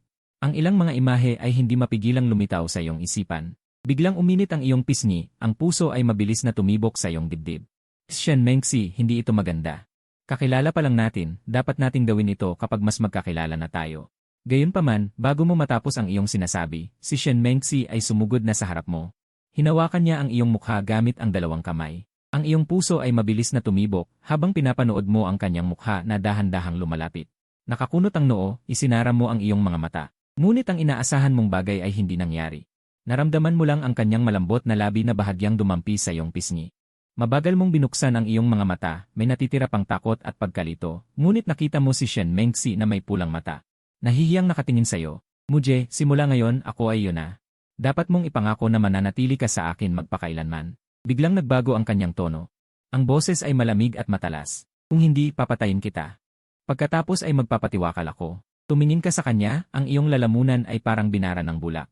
Tuyo at walang boses. Ang kanyang pulang mata at nahihiyang anyo kasama ang matinding sinabi ay nagdulot ng kakaibang kabalintunaan na nagpalaki ng iyong takot sa sobrang sukdulan. Shen Mengxi, huwag ganyan. Mauna kang huminahon. Hindi ito ang iniisip mo. Ito ay isang pagkakamali lamang. Ikaw ay parang kumapit sa huling dayami. Nagpaliwanag ng husto. Si Bai Ningbing, siya ang nagpapunta sa akin para magtapat sa iyo. Gusto ka lang niyang hamakin. Wala akong kasalanan. Ikaw ay lubos na natakot sa baliw na nasa harap mo. Kung maaari mong balikan ang oras, hinding-hindi ka magtatapat. Gusto mo lang umalis ngayon. Ayaw mo nang makita ang taong ito. Shen Mengxi, bakit kailangan mong kumapit sa akin? Pwede naman tayong maging magkaibigan. Si Shen Mengxi ay tahimik na nakikinig, ang kahihiyan sa kanyang mukha ay unti-unting nawawala. Pinalitan ito ng isang tahimik na kalmado, habang ikaw ay nagpapaliwanag ng husto. Isang liwanag ng patalim ang dumaan sa iyong mga mata. Tiningnan mo ng mabuti at nakita mo si Shen Mengxi na hindi mo alam kung kailan ay naglabas ng isang matalas na punyal. Muje, sa tingin mo ay sisisihin mo si Bai Ningbing. Makakatakas ba ang lahat sa ganito? Walang kibo ang kanyang boses, ngunit parang yelo ang iyong pakiramdam. Mula nang pumasok ka sa aking mundo, huwag mo nang isiping madaling umalis. Ikaw ay akin magpakailanman. Magpakailanman hanggang kamatayan. Ngayon, bibigyan kita ng dalawang pagpipilian. Papatayin kita, tapos bibigyan kita ng kalayaan. Nang marinig mo ang pagpipiliang ito, nawala ang iyong kaluluwa sa takot, mabilis mong sigaw, pipiliin ko ang dalawa. Halos umiiyak mo iyong sinabi, puno ng takot at kawalan ng pag-asa ang boses mo. Nang marinig ito ni Shen Mengxi, sandaling natigilan ang kanyang mukha, pagkatapos may lumitaw na pagpapakawala sa kanyang mukha. Dalawang pagpipilian. Mabuti, sabi niya. Muje, kahit kalahating araw pa lang tayo magkakilala, minahal na kita. Sa susunod na buhay, huwag mo na akong itaboy. Sabi niya, itinaas ang kanyang punyal. Biglang tumaas ang tibok ng iyong puso. Shen Mengxi, pinili ko na ang dalawa. Ibaba mo muna ang kutsilyo, okay? Huwag, malungkot siyang ngumiti. Dahil pinili mo akong mamatay, mamamatay na ako. Tandaan ang ating kasunduan. Sa susunod na buhay, huwag mo na akong itaboy, okay? Sabi niya. Habang nagsasalita, dahan-dahan niyang inilapit ang malamig na punyal sa kanyang leeg. Anong kalokohan ang sinasabi mo? Hindi kita pinapapatay. Gulat na nagmulat ka ng iyong mga mata. Hindi mo maaaring paniwalaan na kaya niyang gawin ang ganito. Muje, paalam na. Sa susunod na buhay, hahanapin pa rin kita. Pagkatapos sabihin, itinaas niya ang kutsilyo at bigla itong itinutok sa kanyang leeg. Huwag. Sumigaw ka ng buong lakas, lumaban ka ngunit nakatali ka sa upuan, hindi makagalaw. Dahil sa sobrang lakas ng iyong pagkilos, bumagsak ka kasama ang upuan sa sahig. Nakatingin ka sa matalas na dulo ng kutsilyo na papalapit sa leeg ni Shen Mengxi, ang iyong puso.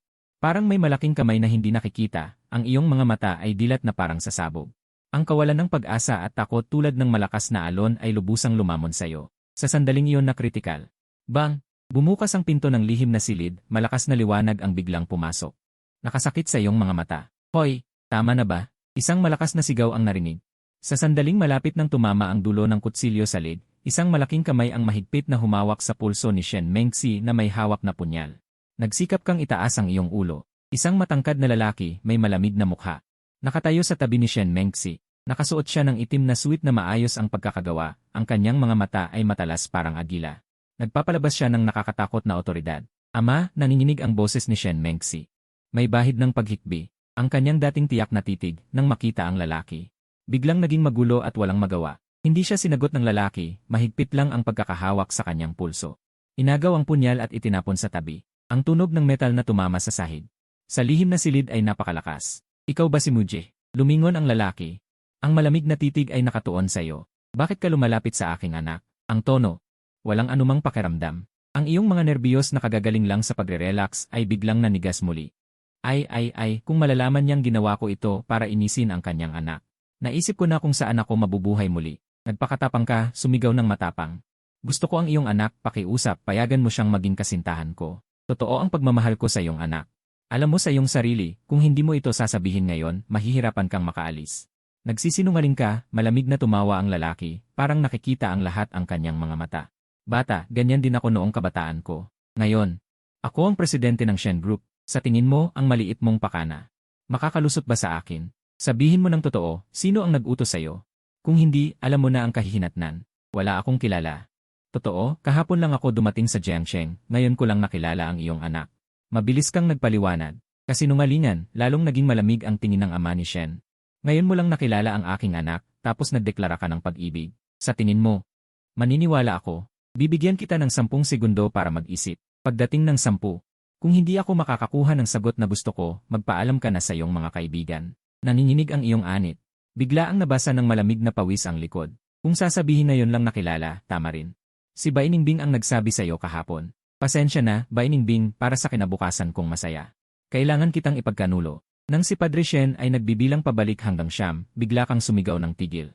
Sandali lang, sabi ko. Nagtaas ng kilay si Padre Shen. Ang talagang wala kang tibay ng loob. 9 pa lang ang binilang ko. Sabihin mo nga, sino ang nag-utos sa iyo na lumapit sa aking anak? Si Bainingbing. Siya ang aking kasera. May hawak siyang ebidensya laban sa akin. Pinaamin lang niya ako kay Shen Mengxi, wala nang iba. Totoo, lahat ng sinabi ko ay totoo. Natatakot ka na hindi siya maniwala. Isinalaysay mo lahat ng mga nangyari kanina. Nakatitig ka ng kinabahan kay Padre Shen, hindi ka makahinga ng malalim. Nang marinig ni Padre Shen, namula ang kanyang noo na parang buhol. Nang makita mo ang kanyang estado, muling tumaas ang iyong puso sa lalamunan. Gayunpaman, ang susunod na sasabihin ni Padre Shen ay biglang nagpawala ng laman ng iyong utak. Ang lungkot sa kanyang mukha ay biglang nawala, pinalitan ng isang ngiting hindi maintindihan. Ang kanyang mga mata ay may bahid ng pagiging tsismoso. Kumusta? Masarap ba? Ano ang masarap? Naguguluhan ang iyong mukha. Mabilis na gumagana ang iyong utak, sinusubukang intindihin ang walang saysay na tanong.